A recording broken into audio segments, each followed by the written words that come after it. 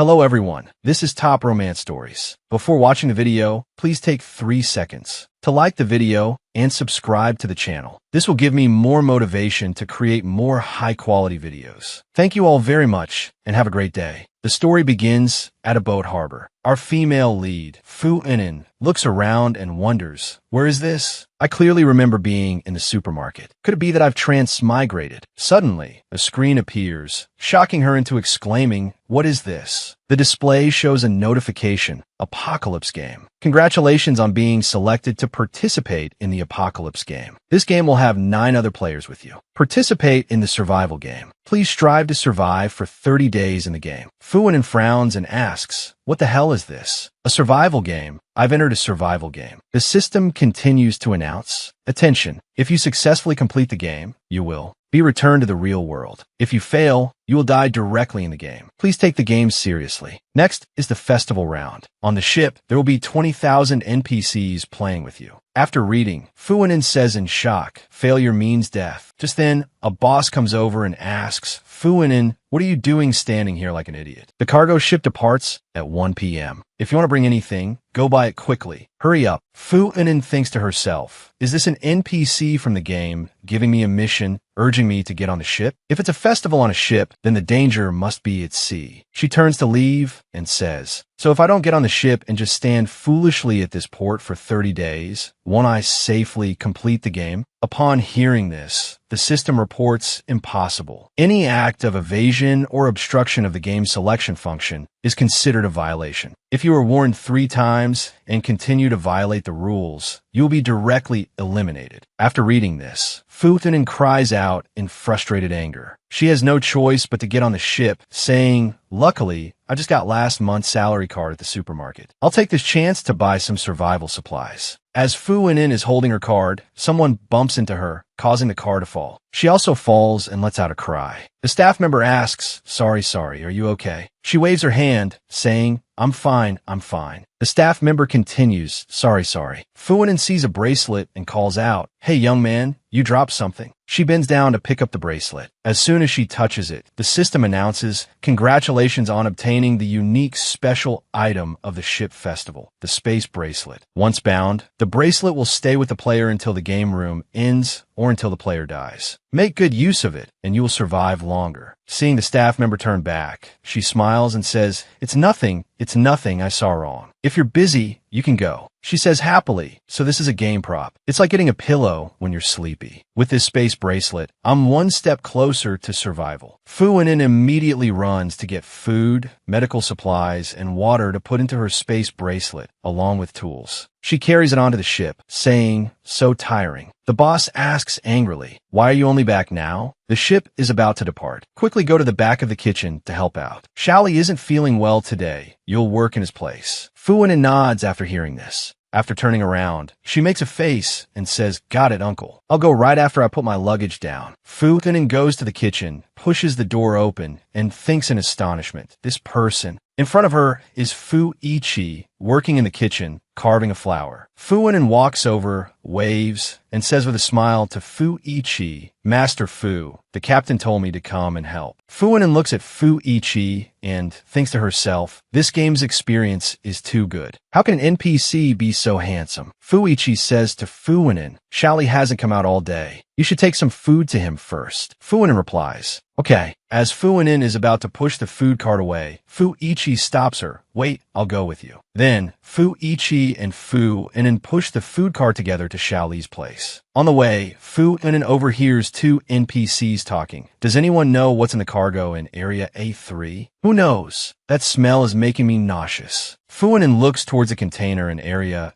A3 and thinks, A3 over there is very strange. I wonder if it's a clue for this game. Fu Ichi turns his head and asks Fu Inen, "What are you looking at?" Fu Inen replies, "Nothing. I was just a little curious about the smell they were talking about." Hearing this, Fu Ichi asks her, "Are you a player?" Hearing his question, Fu Wenin is startled and pretends not to know anything, saying, "What gamer? I don't understand what you're saying." She thinks to herself, "I'm not going to fail right at the beginning, am I?" Fu Ichi moves closer, cornering her, and says, "First rule of the survival game. Non-players cannot hear anything related to the game. Newbie, remember to be a bit more convincing next time." After hearing this, Fu Wenin blushes, her pupils constrict, and she thinks, "So he was testing me." Fu Wenin frowns and asks him, "What do you think?" Fu Ichi steps back, crosses his arms, and asks her, "Do you have a spatial item?" Fu Wenin feigns confusion and asks, "What's a spatial item?" Fu Wenin thinks to herself, "This guy is too smart. I have to be more convincing this time." The two of them stare at each other. Then, Fu Ichi continues pushing the cart. "It's nothing, let's go." Fu Wenin breathes a sigh of relief, thinking, "Dodged a bullet." The two push the food cart to the door of Xiao Li's room. Fu Wenin knocks and says, "Brotherly, I'm here to bring you food." But the room inside remains quiet. Fu Ichi walks over and forcefully opens the door. Fu Wenin peeks in and asks, "Brotherly?" Suddenly, a zombie appears with a cry, startling Fu Wenin into a scream. The zombie keeps saying, give it to me, give me." Then it lunges towards Fu Wenin. Fu Ichi immediately throws a punch at the zombie and pulls Fu Wenin aside. "Get back." Then, Fu Ichi quickly closes the door and says to her, "Go quickly, tell the captain." Fu Wenin replies, trembling, "Okay." Fu Wenin follows Fu Ichi's words and runs to the captain's quarters. As she runs, she thinks, could the theme of this survival game be zombies? Inside the captain's quarters, Fu Wenin runs and stops at the door, panting. She hears Dr. Song inside telling the captain, "This is already the second person to be infected. Captain, I suggest we quarantine everyone who has had contact with Xiao Li." Hearing this, Fu Wenin is shocked and thinks, what? Other people have already been infected. Inside the captain's quarters, the captain asks, "Isn't this just causing trouble? Xiao Li was in charge of delivering food before. According to you, should everyone on this ship just stop working?" Hearing the captain say this, Fu Wenin thinks, this won't do. I have to get the captain's attention. She immediately pushes the door open and says to the captain, "Captain, Xiao Li has mutated. He's turned into a monster." Hearing this, the captain jumps up and shouts, What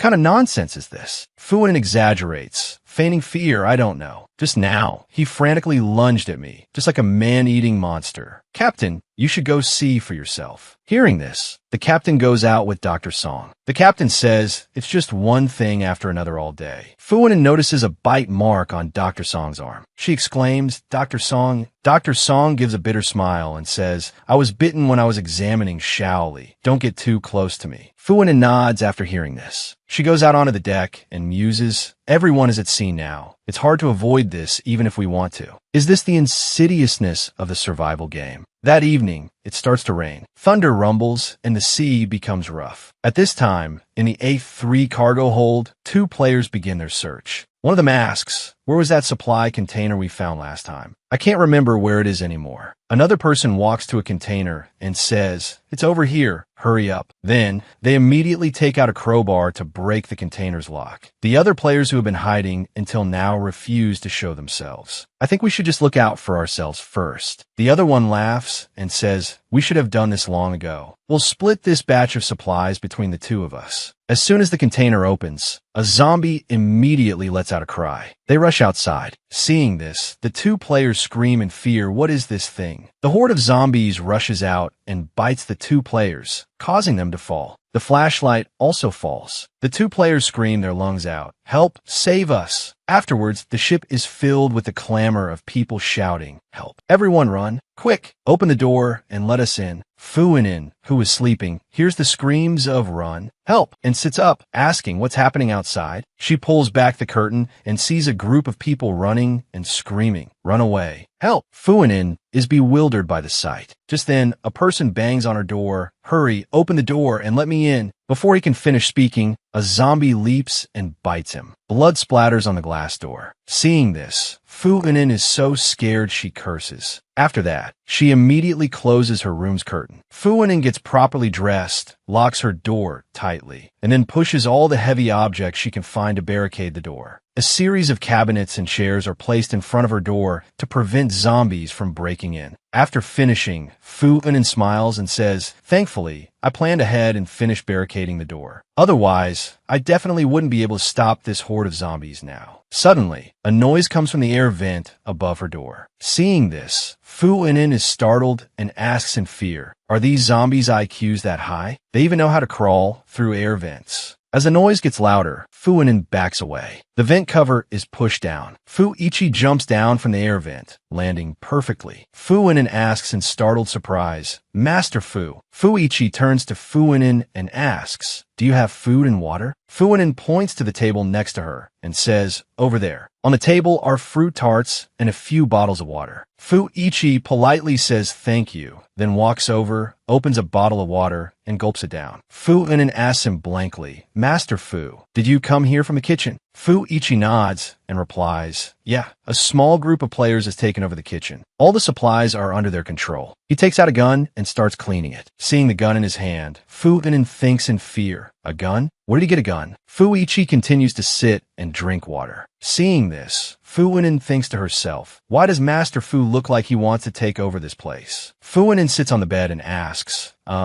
Master Fu, where are you planning to go later?" Fu-Ichi puts the empty water bottle on the table and says here. Hearing this, Fu-Inen is startled and exclaims, "What? No way. I don't have much food here either. You should go check other rooms. It'd be better." Fu-Ichi says to her, "Don't worry, I won't stay here for too long." As an exchange, "Do you want to hear information about this survival game?" Hearing this, Fu-Inen is startled. Then her eyes light up with joy. "I do. So, how many days are you planning to stay here?" Fu-Ichi turns and replies, 3 days. He leans down and moves closer to Fu-Inen, who is sitting on the bed. Seeing him approach, she thinks to herself, "This guy couldn't have seen my abundant supplies and decided to use a honey trap, could he?" Fu-Ichi reached over and picked up the notebook and pen beside her. Fu-Inen was stunned by this. "Sorry, I was being clueless." Fu-Ichi told her, "Listen up, the second rule of the survival game. A typical game can be divided into 3 parts. The first 10 days are the incubation period, with the lowest level of danger. The middle 10 days are the outbreak period, much more dangerous than the stable period. The last 10 days are the danger period, especially the final 5 days. The final 5 days are dangerous everywhere." Fu-Ichi sat down on the bed next to her and opened the notebook. Fu-Ichi explained the rules of this survival game to Fu-Inen. At that moment, in a hallway outside, a horde of zombies covered in blood was walking around, searching for the living. Fu-Ichi began to draw a diagram of the ship for Fu-Inen. Fu-Inen stared at him intently. After finishing the drawing, Fu-Ichi tore out the page and told Fu-Inen,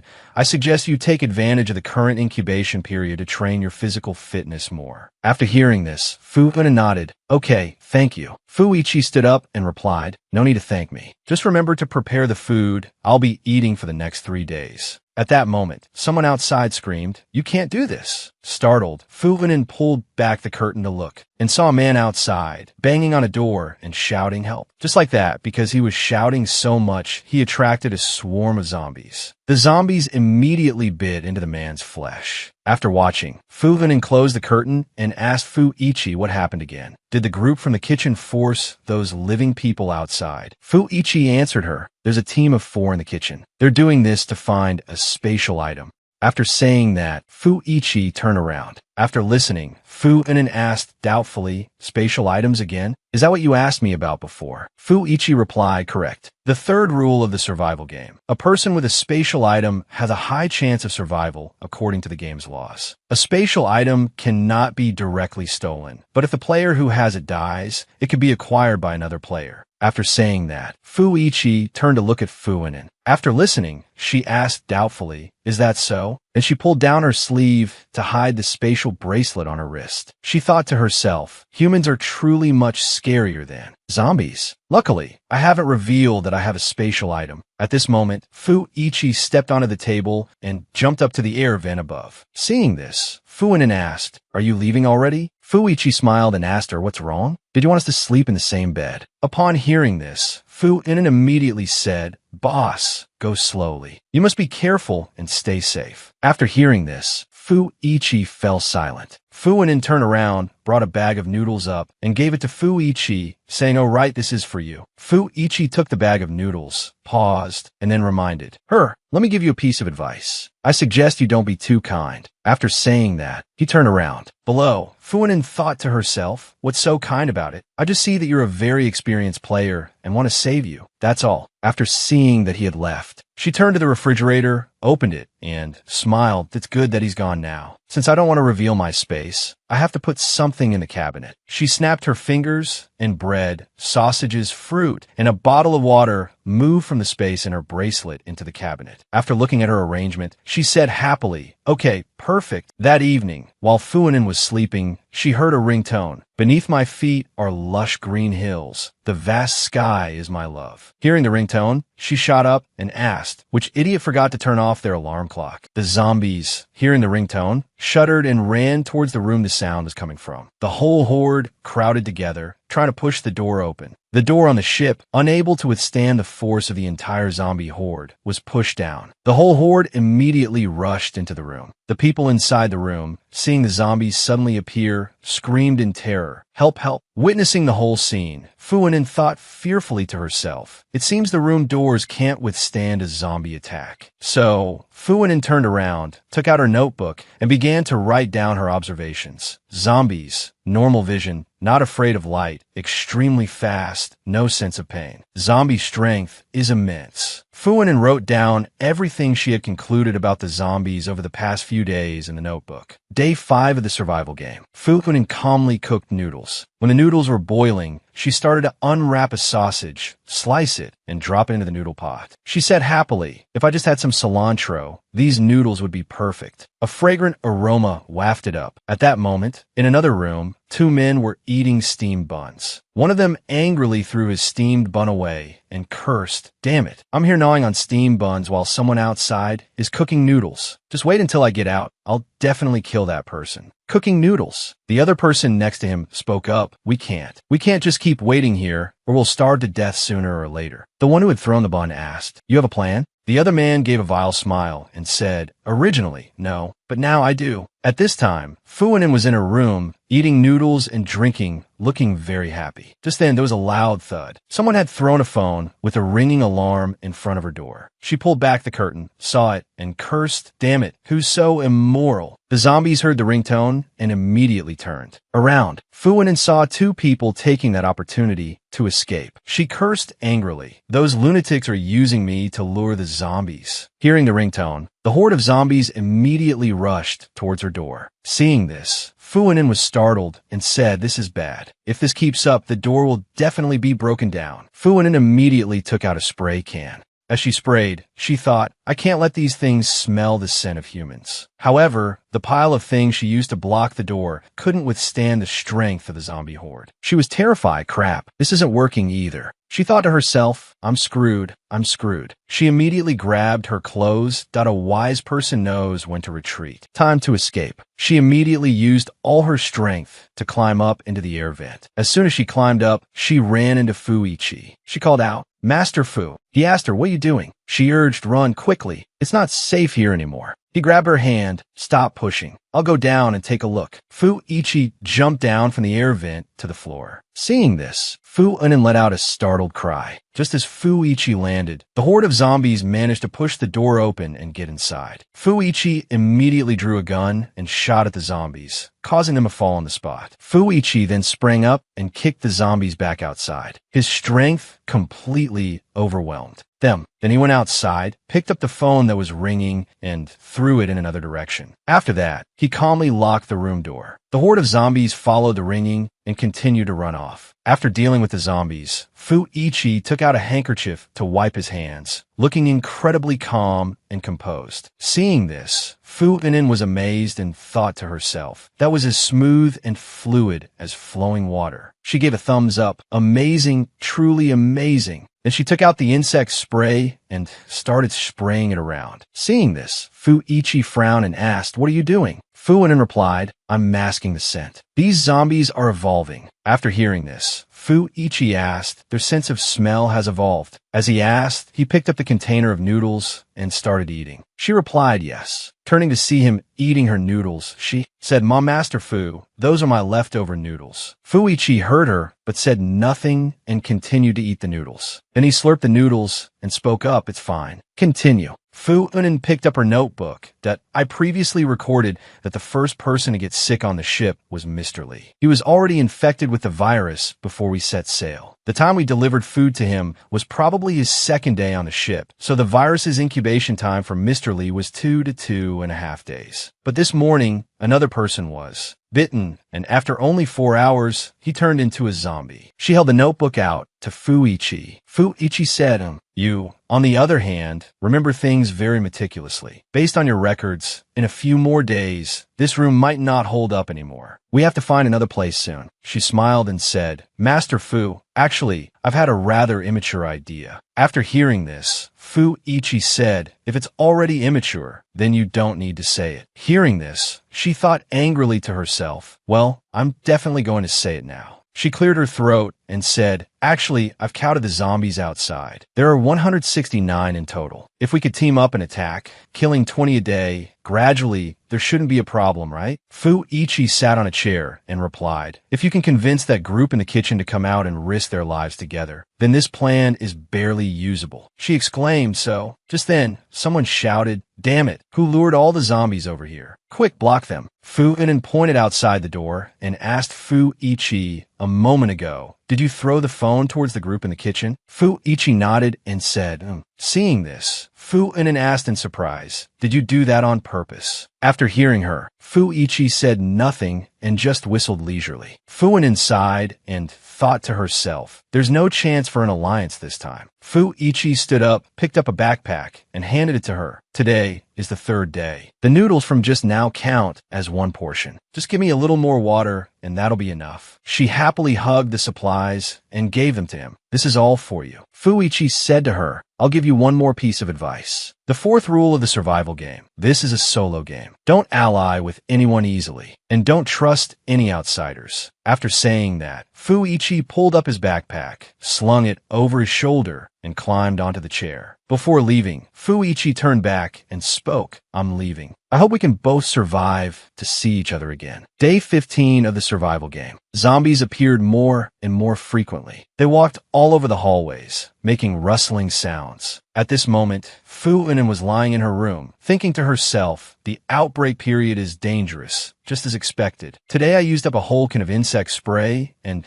didn't make a sound, but the zombies still found their way here. And the rustling sound continued outside the door. She continued to think, I can't stay here any longer. Tomorrow, I have to leave this cabin. Afterwards, Fu Unin got fully dressed, shouldered her backpack, and climbed into the ventilation duct. She carried a low-level version of a staff that Fu Unin had made herself, which was a stick with a knife tied to it. She was walking inside the air vent, thinking how tired she was. This place seems to be the infirmary. Fu Unin looked down into the infirmary and saw a horde of zombies moving around. She saw a familiar zombie and wondered, that's Dr. Song. As she looked carefully, Dr. Song suddenly turned his head and looked towards her. She jumped back with a start and cried out, oh my God. She clutched her chest and thought, such a handsome young man has turned into that. It scared me to death. So she left, heading in another direction, to get away from there quickly. In a room below, a girl was trembling in a corner. She looked up and said joyfully, is someone still alive? Please save me. Please save me. Hearing this, Fu Unin stopped and asked, is there someone still alive over here? Below, the girl raised her hands and cried for help. Fu Unin asked her, how are you doing? The girl weakly uttered, I'm so thirsty. Water. Do you have any water? Fu Unin threw a bottle of water down to her. Here you go. The girl twisted open the cap and drank it greedily. After finishing the whole bottle, she pointed at the empty bottle and asked Fu Unin, do you have any more water? Fu Unin shook her head and told her, I don't have much left either. The other girl said to Fu Unin, I remember your name is Fu Unin, right? My name is Sun Saiwu. Are you a player? To have survived until now, you must be a player. Then, after hearing this, Fu Unin frowned and asked her, Do you want to come up here? Fu Wen thought to herself, don't even think about tricking me this time. Sun Saiwu heard this and excitedly asked, you were able to prepare so thoroughly. Does that mean you've experienced the game before? Have you experienced the first room of the game before? What's the secret to clearing it? Fu Wen furrowed her brows and thought to herself, how come I can't hear the important parts clearly? Sun Saiwu continued to say to Fu Wen, can you take me with you? Fu Wen hesitated, then held out her hand. All right. After that, Sun Saiwu also climbed into the ventilation duct and followed Fu Wen. She asked, where are we going? Fu Wen frowned and said, there's an elevator ahead that goes directly to the second floor. We're going to the deck. The two of them crawled in the direction of a vent. Fu Wen saw the elevator and pointed at it, saying excitedly, it's over there. We'll go over in a moment. One person will be in charge of attracting the zombies. One person will go open the elevator door. After hearing this, Sun Saiwu waved her hands and said, what? I can't do it. I'm too scared. After hearing this, Fu Wen frowned and scolded. Who wouldn't be scared of these things down here? You have to choose one. After hearing this, Sun Saiwu said, then let me go open the elevator door. She thought to herself, opening the elevator door is a bit safer than attracting the zombies. Fu Wen pointed the knife at Sun Saiwu and replied, all right, but if you dare to close the elevator door and leave first, I will definitely use this cleaver to chop you to death. Sun Saiwu said to her fearfully, don't worry, I absolutely won't leave you behind. Fu Wen said to her, pay attention to the timing. I'll go over there first. Sun Saiwu agreed. All right. Below, the horde of zombies was moving. Fu Wen looked at them and thought to herself, I'll have to risk my life. So she used the cleaver to tap on a metal bar, calling out, hey zombies, come over here, come and get me, you idiots. Hearing the sound, the horde of zombies raised their heads in unison and rushed towards her. Seeing this, she thought to herself, luckily I'm wearing shoes. If I lose them, I can still endure it. Now, there's only one final step left. At this moment, Sun Saiwu ran towards the elevator, pressed the button, and the elevator announced it had arrived at the first floor. Sun Saiwu looked at the elevator and thought to herself, I'm finally about to escape this place. The elevator opened. She let out a terrified scream. The inside of the elevator was completely full of zombies. Seeing the zombies inside the elevator, Sun Saiwu immediately backed away in fear and let out a scream, and the zombies immediately rushed toward her. Just as the zombies were about to catch Sun Saiwu, Fu Wen quickly appeared in the nick of time. She immediately used her cleaver to chop down the zombies and yelled, Sun Saiwu, don't just stand there, quick, run. Fu Wen and Sun Saiwu ran in another direction. Sun Saiwu ran ahead of Fu Wen, thinking to herself, I shouldn't have followed her out here. The two of them ran to the stairs and saw that there were also zombies on the staircase. Seeing this, Sun Saiwu screamed in fear. It's a dead end ahead. There's only the staircase, and there are zombies. What do we do? Fu Wen turned back and said to Sun Saiwu, we'll charge through. The stairs lead to the upper deck. Then Fu Wen held her cleaver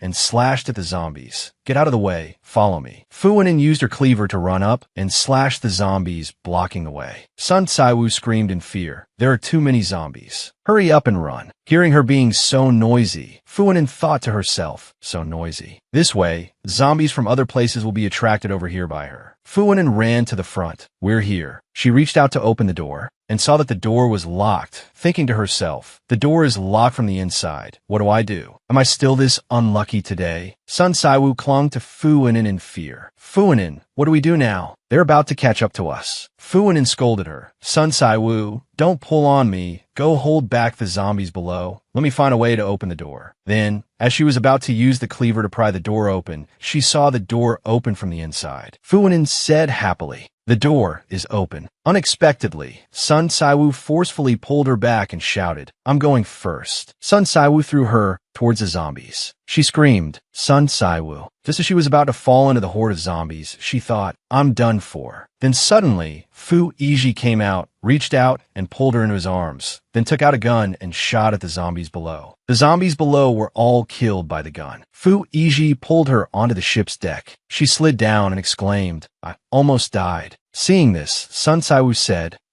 if you're okay, I'll be leaving first. Both Fu Iji and Fu Wen looked at her. Fu Wen tried to stand up. Sun Saiwu hastily backed away. I didn't do it on purpose just now. After hearing this, Fu Inen angrily kicked her and scolded. What do you mean you didn't do it on purpose? I saved you and even gave you water, yet you try to harm me. Fu Inen pointed the cleaver at her and said, Get out of my sight, don't let me see you again. After being warned by Fu Inen, Sun Saiwu immediately ran away. Seeing this, Fu Yiji turned to Fu Inen and said, I thought you were going to kill her. Hearing Fu Yiji say that, Fu Inen was startled and thought to herself, killing someone is too crazy. She said to him, You're not wrong. In this game, you can know a person's face, but not their heart. Fu Yiji asked her, Weren't you being very heroic just now? It seems this round is not played like the first room. After hearing this, Fu Inen smiled shyly. She pushed open the cabin door, went inside, and asked, Master, so you arrived here early? You're so well prepared. Fu Yiji approached and said to Fu Inen, There's only one room on the ship. Hearing that, Fu Inen said, Then I'll go check out the containers outside. Fu Yiji went into the room. 4 large shipping containers. 70% are zombies. Are you sure you want to go out? After hearing this, Fu Inen was startled and asked, What? This damn game is terrifying. 70% are zombies. Are there really that many zombies? She sat down on the floor in frustration. Fu Yiji reached into a cabinet and took out a set of blankets and said to her, About 20,000. Hearing this, Fu Inen was astonished. How do you know? Did you count them? Fu Yiji squatted down and spread out the blanket. Isn't there a hint in the game? There will be 20,000 NPCs and players participating. This information given at the very beginning isn't useless. After hearing this, Fu Inen thought to herself, That's possible? This game has no humanity left. She was utterly terrified. Fu Yiji put down a pot and a packet of noodles. Fu Inen saw this and was suspicious. Fu Yiji told her to go cook. Fu Inen looked at the bed and the blanket that had been spread out below, then asked him, So you made a bed for me. In return, I'll go cook. Thank you, Master. I'll go cook right away. Fu Inen immediately took the pot and the bag of noodles and happily left, humming as she went. Seeing this, Fu Yiji smiled. Shameless. That evening, it started raining again, raindrops falling on the floor. Fu Yiji lay on the bed, while Fu Inen lay on the floor below. Fu Inen asked him, Master, do you think zombies will appear in this room? Fu Yiji told her, Yes, so we'll take turns keeping watch, switching every 3 hours. Fu Inen turned over and replied, Actually, I feel like we need to go somewhere a little higher. Hearing this, Fu Yiji opened his eyes and asked doubtfully, A little higher? Fu Inen clarified, The highest room. The zombie's sense of smell and hearing are very strong. This small room isn't safe enough. The people living below might also find their way up here. The next 10 days are the danger period and it will come very quickly. Master Fu, we should take this opportunity to move. She sat up and saw that Fu Yiji was very quiet and didn't answer. It turned out he was asleep. Seeing that he was asleep, Fu Inen fell silent. Seeing that Fu Yiji was asleep, Fu Inen fell silent and thought to herself, Sleeping means he still doesn't agree. If not, forget it. I'll just do it alone. At that moment, Fu Yiji spoke up. We can prepare some things to go tomorrow. Then he turned over. Hearing Fu Yiji agree, Fu Inen was surprised. Is there a God up there listening to my prayers? Thinking about it, I'm a little touched. Just then, from outside, Sun Saiwu's scream was heard. Help. Inen, come save me. Sun Saiwu was running, and behind her was a horde of zombies. Fu Inen peeked out the window to investigate. Seeing Sun Saiwu leading a horde of zombies, she cursed. Damn it, Sun Saiwu brought a whole horde of zombies over here. Fu Yiji had already jumped up, grabbed his backpack, and handed her backpack to her, saying, Run quickly to that building. Fu Inen looked up and said, Help me get the ladder over here. As soon as she turned around, she saw Fu Yiji take out the ladder and lift her up. Fu Yiji called out, We're here. She pushed open the hatch above and climbed out to the top of the container. Fu Yiji also climbed up, taking the opportunity to pull the ladder up to prevent those below from climbing up. Down below, Sun Saiwu shouted, And in Fu Inen, where you guys? Sun Saiwu ran into the room and closed the door. Behind her, seeing this, Fu Inen thought with annoyance. She deliberately led the zombies here, wanting us to take her along? Too bad, we just left this comfortable room for you.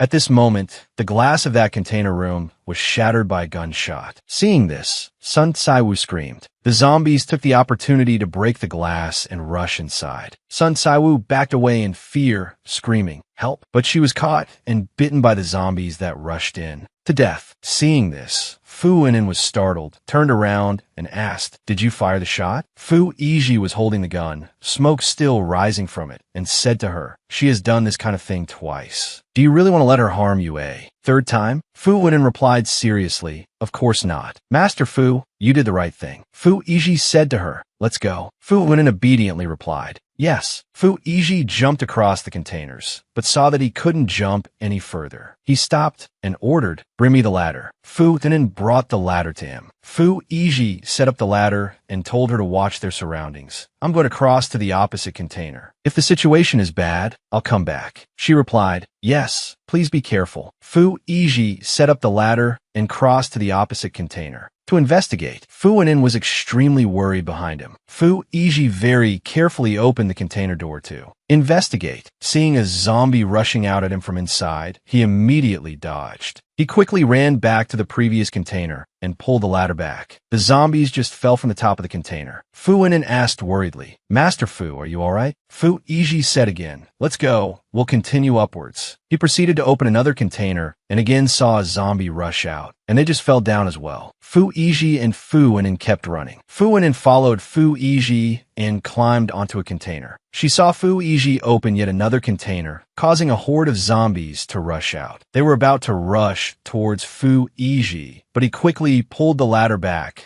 causing the zombies to fall from the container to the ground below. Seeing this, Fu Wenin thought to herself, Master Fu's strength is truly formidable, but his luck is really bad. Wherever he goes, zombies follow. Fu Wenin climbed onto the container where Fu Yiji was standing, so tired. At this moment, Fu Yiji set up the ladder again and was stepping on it to cross to the opposite container to continue opening containers when she raised her hand and said, wait a moment. At this point, Fu Wenin urgently stopped Fu Yiji. Hearing her say that, he turned his head. Fu Wenin was trying to climb up and approached Fu Yiji, saying to him, Master Fu, your luck doesn't seem to be very good. How about we pay our respects to the heavens and earth for a bit before continuing? Hearing her say this, Fu Yiji said, you do it. Fu Wenin was startled when she heard Fu Yiji directly tell her to go up and open it, and she gave a forced smile, thinking to herself, I'm screwed. Is Master Fu's errata personality all because of this mouth of mine? Then, Fu Wenin went up the ladder in his place. Standing in front of the container door, Fu Wenin worriedly asked Fu Yiji, Big brother, you'll definitely back me up, right? Fu Yiji nodded. I will coordinate with you. Seeing this, Fu Wenin cried inwardly, thinking, forget it. I'll do it myself. Then she slowly opened the container door and saw that it was quiet inside,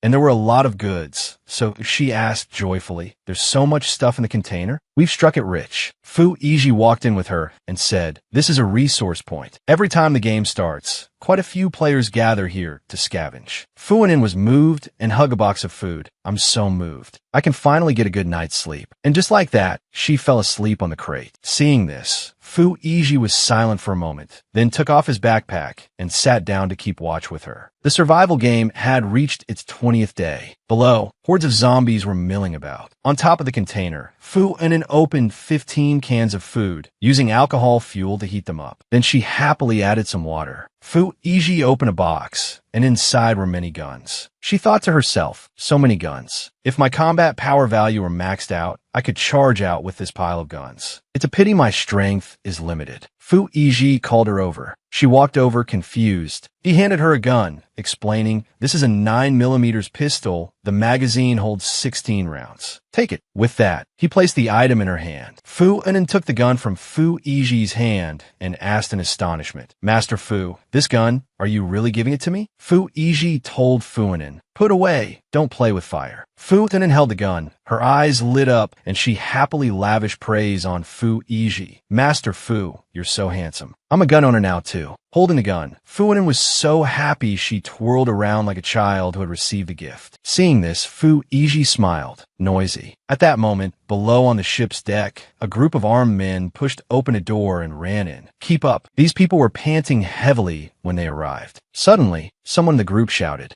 Ow! Li Gao, watch your back. Li Gao looked behind him and saw a horde of zombies rushing over. He immediately took out his gun and shot at the zombies chasing them, cursing as he fired. Damn it, why are there more zombies up here then? Down below, Li Gao pointed to the containers stacked up high. Charge up with me. Let's get on top of the containers. The three of them ran towards the containers. Fu Wenin, standing on top, looked down below. Seeing the group of people approaching, she immediately informed Fu Yiji. Master Fu, more people are here. Fu Yiji was holding the canned food she had cooked. He calmly ate and said, "It's probably the group of players from the kitchen." Fu Weinin asked worriedly, "They have a lot of guns. They won't come up and rob us of our supplies, will they?" Fu Yiji told her, "They won't. They don't have a ladder." Fu Weinin turned to look at Fu Yiji. She saw that he had gotten a pair of binoculars from somewhere and was looking down to observe the group. She became extremely envious seeing Fu Yiji using the binoculars. She lunged towards him and asked, "Master Fu, where did you get these binoculars? Let me borrow them for a look." Fu Yiji immediately dodged Fu Weinin and coldly refused. "No." As Fu Weinin lunged, she lost her balance, stumbled, and let out a cry, falling on top of Fu Yiji. Fu Weinin was startled and thought to herself, "I accidentally pounced on the big boss. I'm not going to get beaten, am I?" Fu Yiji said to her coolly, "If you want them, go get them yourself from the captain's control room." "Fine," acting like a fierce dog pouncing on its prey. After hearing this, she let out a sound of disappointment. She unhappily dusted off her clothes, thinking to herself, "What fierce dog? I'm clearly a lucky koi baby." Fu Weinin said cheerfully to Fu Yiji, "Master Fu, you take your time looking. I'll go prepare dinner." That evening, the other group slept on top of the containers. Meanwhile, Fu Weinin finished cooking inside the container. "Dinner's ready. It smells so good." The kids next door would be crying from the smell. Fu Weinin held the freshly cooked can of food, its aroma spreading in all directions. Fu Weinin saw Fu Yiji sitting in a corner like the kid next door and fell silent. The smell of food wafted out from the container. Below, on another container, the other group of players was sleeping. One person in the group smelled the aroma and said, "Brotherly, I suddenly smell fish." Hearing his teammate say that, Li Gao frowned and asked, "Kid, are you so hungry you're going crazy? The only smell here is the stench of rotting zombies." Before he could finish speaking, a loud banging sound suddenly echoed, startling the group. They sat up and asked, "Did something get out? Let's deal with it first." They took out grenades. On top of the container, Fu Weinin was writing in her notebook. 5 days left. Fu Weinin thought happily, "Just 5 more days until it's over. I'm so happy." Just then, they heard a loud noise, and the container shook violently. Seeing this, Fu Weinin asked Fu Yiji, "What was that explosion outside?" Fu Yiji went to the container door, looked down to investigate, and then said to Fu Weinin, "They're bombing the container. Pack your things. We need to leave quickly." At this time, it started to rain again, and the sea became rough. After packing their things into their backpacks, Fu Weinin and Fu Yiji immediately started running. Fu Weinin panted as she ran. She looked at Fu Yiji running ahead as fast as the wind, making it incredibly difficult for her to keep up, and thought to herself, "Did Master Fu eat spinach? He's so fast, I can't keep up." The zombies below were still roaring. One of Li Gao's teammates saw Fu Weinin and Fu Yiji running on the containers above and turned to say to Li Gao, "Li Gao, there are living people ahead." Hearing this, Li Gao looked up and saw the two of them. Li Gao, while shooting at zombies, ordered, "Motherfucker, shoot them for me." Then they pulled out grenades again and threw them towards Fu Weinin and Fu Yiji. She was startled when she saw this. Fu Yiji reacted quickly, grabbing her and pulling her down, saying, "Get down quick." He used his back to shield her. He was hit by shrapnel from the container and started bleeding. He winced in pain from the injury. Fu Weinin asked him, "Are you okay?" She said angrily, "Do they think there are too few zombies down there or something? And they still want to deal with us?" Fu Yiji was angry. They really have too much time on their hands. So he took out his gun, loaded it, and shot at the locks of several containers. As soon as the locks broke, the zombies inside immediately rushed out. Seeing this, the group of men screamed. Li Gao cursed angrily. "Shut up, run." The group was quickly surrounded by the zombies that had escaped from the containers. Fu Yiji calmly said to Fu Weinin, "Let's go." Fu Weinin looked down and said, like a herder with his flock. Fu Weinin looked down and assessed. These containers were blown up by those people. The corpses have changed a lot. Fu Weinin looked down at the sea and asked Fu Yiji, "Master Fu, can we run to the side of the cargo ship?" Seeing this, Fu Yiji asked her what she was planning to do. Fu Weinin, panting, replied, "There must be lifeboats on the side of the ship, right? We could spend the last 2 days on one of the cargo ship's lifeboats." Fu Yiji heard her and thought it made sense, so he nodded,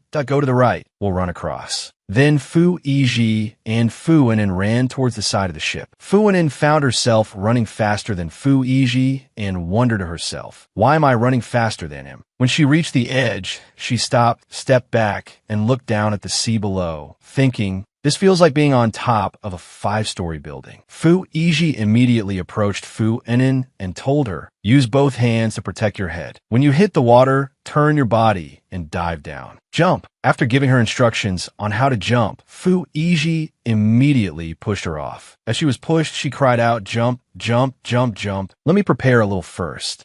Then she followed Fu Yiji's instructions, protecting her head with both hands and turning as she fell into the water. A loud splash echoed. She surfaced and said, I'm okay, but it hurts so much. Just as she surfaced, she saw that Fu Yiji had also jumped into the water with a perfect dive. He surfaced, looked around, and said, there's no boat. Fu Enin tugged on his shirt and said there was. Then she reached out and took a lifeboat out of her spatial ring. The life raft landed beside them. Then Fu Enin climbed onto the life raft. Fu Yiji was completely shocked. She then asked, Master, what are you doing? Let's get on. The two of them got onto the life raft together and tied it to the side of the ship with a rope. After finishing, she said, exactly as Master Fu predicted. This way, we don't have to worry about being too far from the cargo ship and getting killed by the system. She was lying down, extremely comfortable. Fu Yiji said, so the spatial ring is on you. She immediately sat up and said, we've been through life and death together for so many days. So you won't kill me for the spatial bracelet, right? She put on a pitiful face with sparkling eyes, thinking to herself, look into my big, sincere eyes. Fu Yiji asked her, if I wanted to kill you, would I have waited until now? She saw that he was bleeding and said worriedly, you're injured. Quick, let me see. She immediately turned him around. Seeing his back covered in wounds, she thought, this injury is from when he shielded me from the explosion. Fu Enin reached into her spatial ring and took out medical supplies. Fu Enin said to Fu Yiji, I bought some medicine back then. There should be some to stop the bleeding. She started rummaging through her bag. Seeing she had so many things, Fu Yiji asked, with so much medicine, what else could you possibly have in there? Fu Enin started counting as she spoke to Fu Yiji. There are still 30 bottles of mineral water, a dozen or so packs of instant noodles. I also brought some boxes of clothes we found, as well as raincoats and an umbrella. It's definitely enough for the next few days. She held up a bottle of hemostatic medicine and said happily, found the medicine. After hearing her list, Fu Yiji asked Fu Enin in astonishment, how big is your space? She opened his collar and replied, about the size of a 24-inch suitcase. After hearing this, Fu Yiji told her, everyone who received the item only has 4 slots of space. You have 2 more than others. Hearing this, Fu Enin calmly applied the medicine to his wound. Is that so? I've always been full of European luck like this. I must have gotten the space plus version. Fu Enin seriously applied the medicine to Fu Yiji's wound. After that, the two of them spent 3 days on the inflatable boat. Finally, on the 30th day of the survival game, the zombies began to attack them from under the water. Fu Enin immediately took out a cleaver, chopped a zombie to death, and said with a laugh, I've gotten the hang of chopping zombies. I feel like I could split a watermelon with my bare hands when I get back. Then Fu Yiji said to Fu Enin, be careful. Fu Enin smiled happily and replied, it's fine, they have no combat ability in the water. I won't get hurt. Fu Yiji said grimly to her, I was talking about the boat. Don't let your cleaver scratch the boat. After hearing that, Fu Enin's smile froze.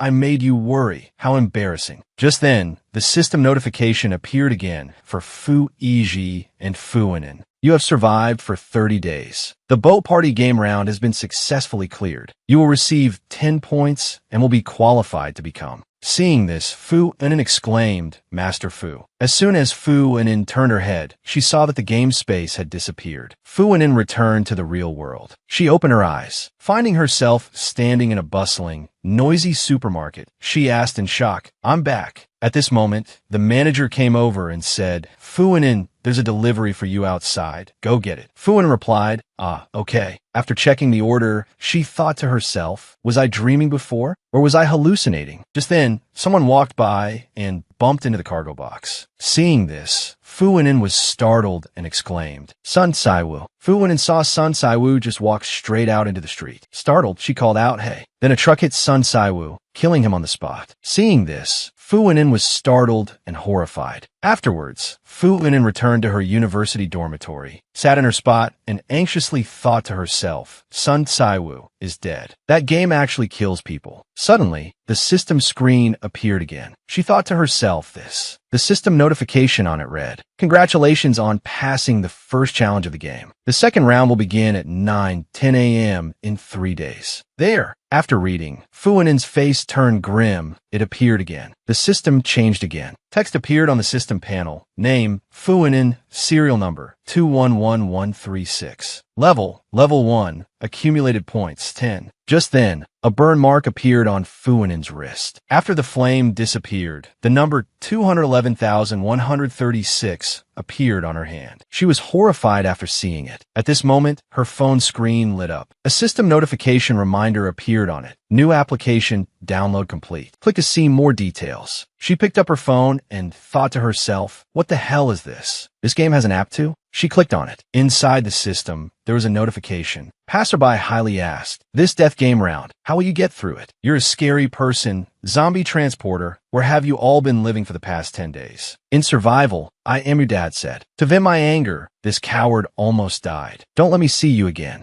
Game King commented, "Secrets to clearing the survival game. After discovering the viruses are zombies, immediately gather all players on the roof of the container to hide for 30 days, and finally, you need to bring enough food and water." Fu Wenin scrolled on and thought to herself, "Naive, you wouldn't say that when facing a master who can casually kick people away." Then, a piece of information appeared, summarizing the pitfalls of survival games and the rules of some survival games, hoping to help other unfortunate players who were forced into this unlucky game. She thought to herself, finally, some useful information. She continued to read. Inside it was written, first, in the game there is only a single space, but it is not only a precious item, but also a reminder. So it's best not to trust anyone. Second, without game experience, you won't be able to get any information from forums and other players. Instead of browsing forums, you're better off training your physical fitness and other survival skills. Third, the system will protect all players. It will blur the minds of non-players after you exit the game. For your safety, you must not reveal your identity to anyone, or you'll be in danger. Fourth, if you're not a player, you will not be able to receive any information about the game, and failure in the game can lead to death in various forms. Fifth, please add the date October 20th, 2020. She was startled and thought to herself, 3 years ago, how could this game have been released so early? Just then, the door to the dorm room opened. Her two roommates said, "You're back from work? Hurry and clear the table. We're having hot pot in the dorm room today." Fu Wenin said happily, "That's great. I love you guys to death." Then she immediately climbed up and hugged her two roommates. This is what normal university student life should be. What crime did I commit to have to participate in that damn game? Her roommate cried out, "Let go of me." And then Fu Wenin thought to herself, in just 3 days, it'll be the second round of that game. I need to prepare in advance. I just need to pay for the dormitory. Inside a villa, Assistant Yin Bosun said, "This round of the game eliminated a total of 3 people. The others have returned." After listening, Fu Iji nodded and said, "Not bad. Go prepare the compensation for the families of these 3 people, and I will participate in the next round in 3 days. That's all the daily work." "Here," the assistant replied. "Yes." As the assistant was about to leave, Fu Iji called out, "Wait a moment. Go investigate the girl named Fu Enin, around 20 years old." The assistant replied, "Yes, sir." On the third day, in her rented room, Fu Enin marked the hours. She contemplated and thought to herself, "It's almost time." 3 days later, when it was almost time to join the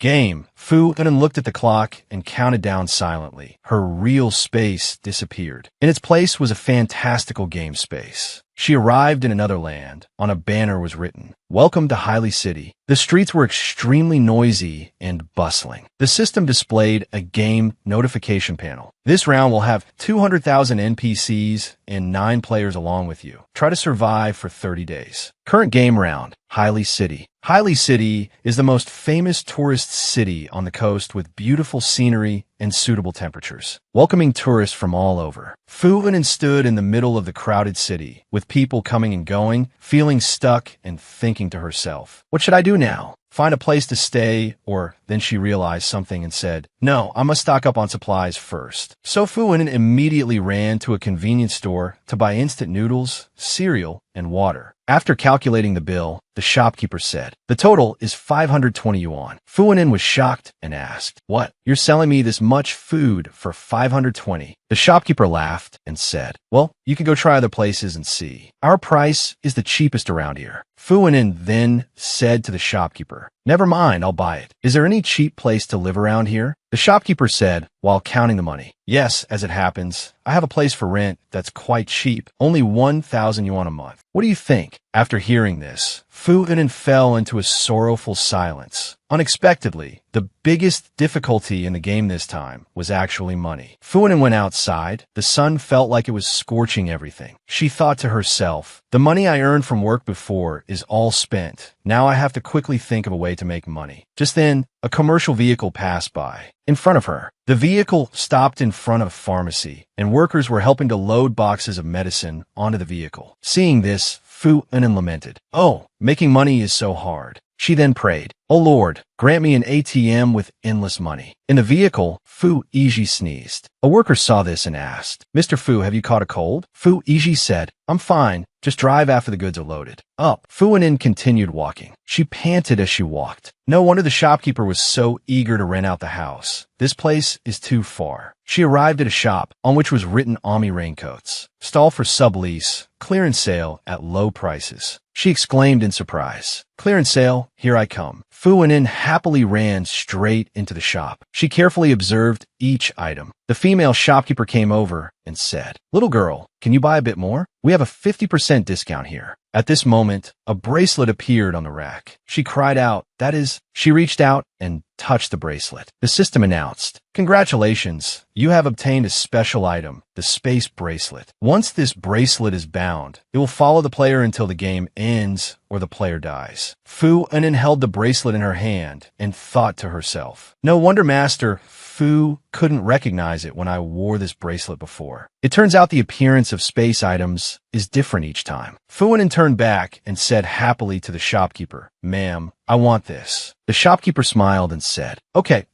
just give me 5 yuan. She thought to herself, strange, where did this bracelet come from? Fu Wenin immediately placed 5 yuan into the shopkeeper's hand and said happily, thank you, ma'am. She thought to herself, this is great, I can keep this thing again. The shopkeeper thought with satisfaction, what a silly girl. At this moment, inside the room, Fu Wenin rented. She was cooking a meal, watching TV while she cooked, and a news report announced, after experiencing 3 months of hot weather, in the next few days our city will experience a very heavy rain. So what impacts will this extreme climate bring? Let's listen to the experts' Annalie. Sis. She lifted her bowl of food and blew on it, listening as she did. After the extreme high-temperature weather, there will definitely be an explosive amount of rainfall. All those who are commuting or traveling. Fu Wenin looked out the window and thought to herself, this game always likes to hide all future events and details. What is the danger this time? Drought, flood. At this moment, dark clouds covered the sky outside, and lightning struck. Seeing this, Fu Wenin was startled. It's really raining. Fu Wenin immediately bent down under the bed and pulled out a basket boat. This time I don't even have enough money to buy a boat, so I'll have to modify this. She started using tape and floats to modify the basket boat, and while she was modifying it, the rain grew heavy. On the 8th day of the survival game, continuous heavy rain had flooded the city. Fu Wenin looked down below and thought to herself, this game really made it rain continuously for 8 whole days. Luckily, I bought most of the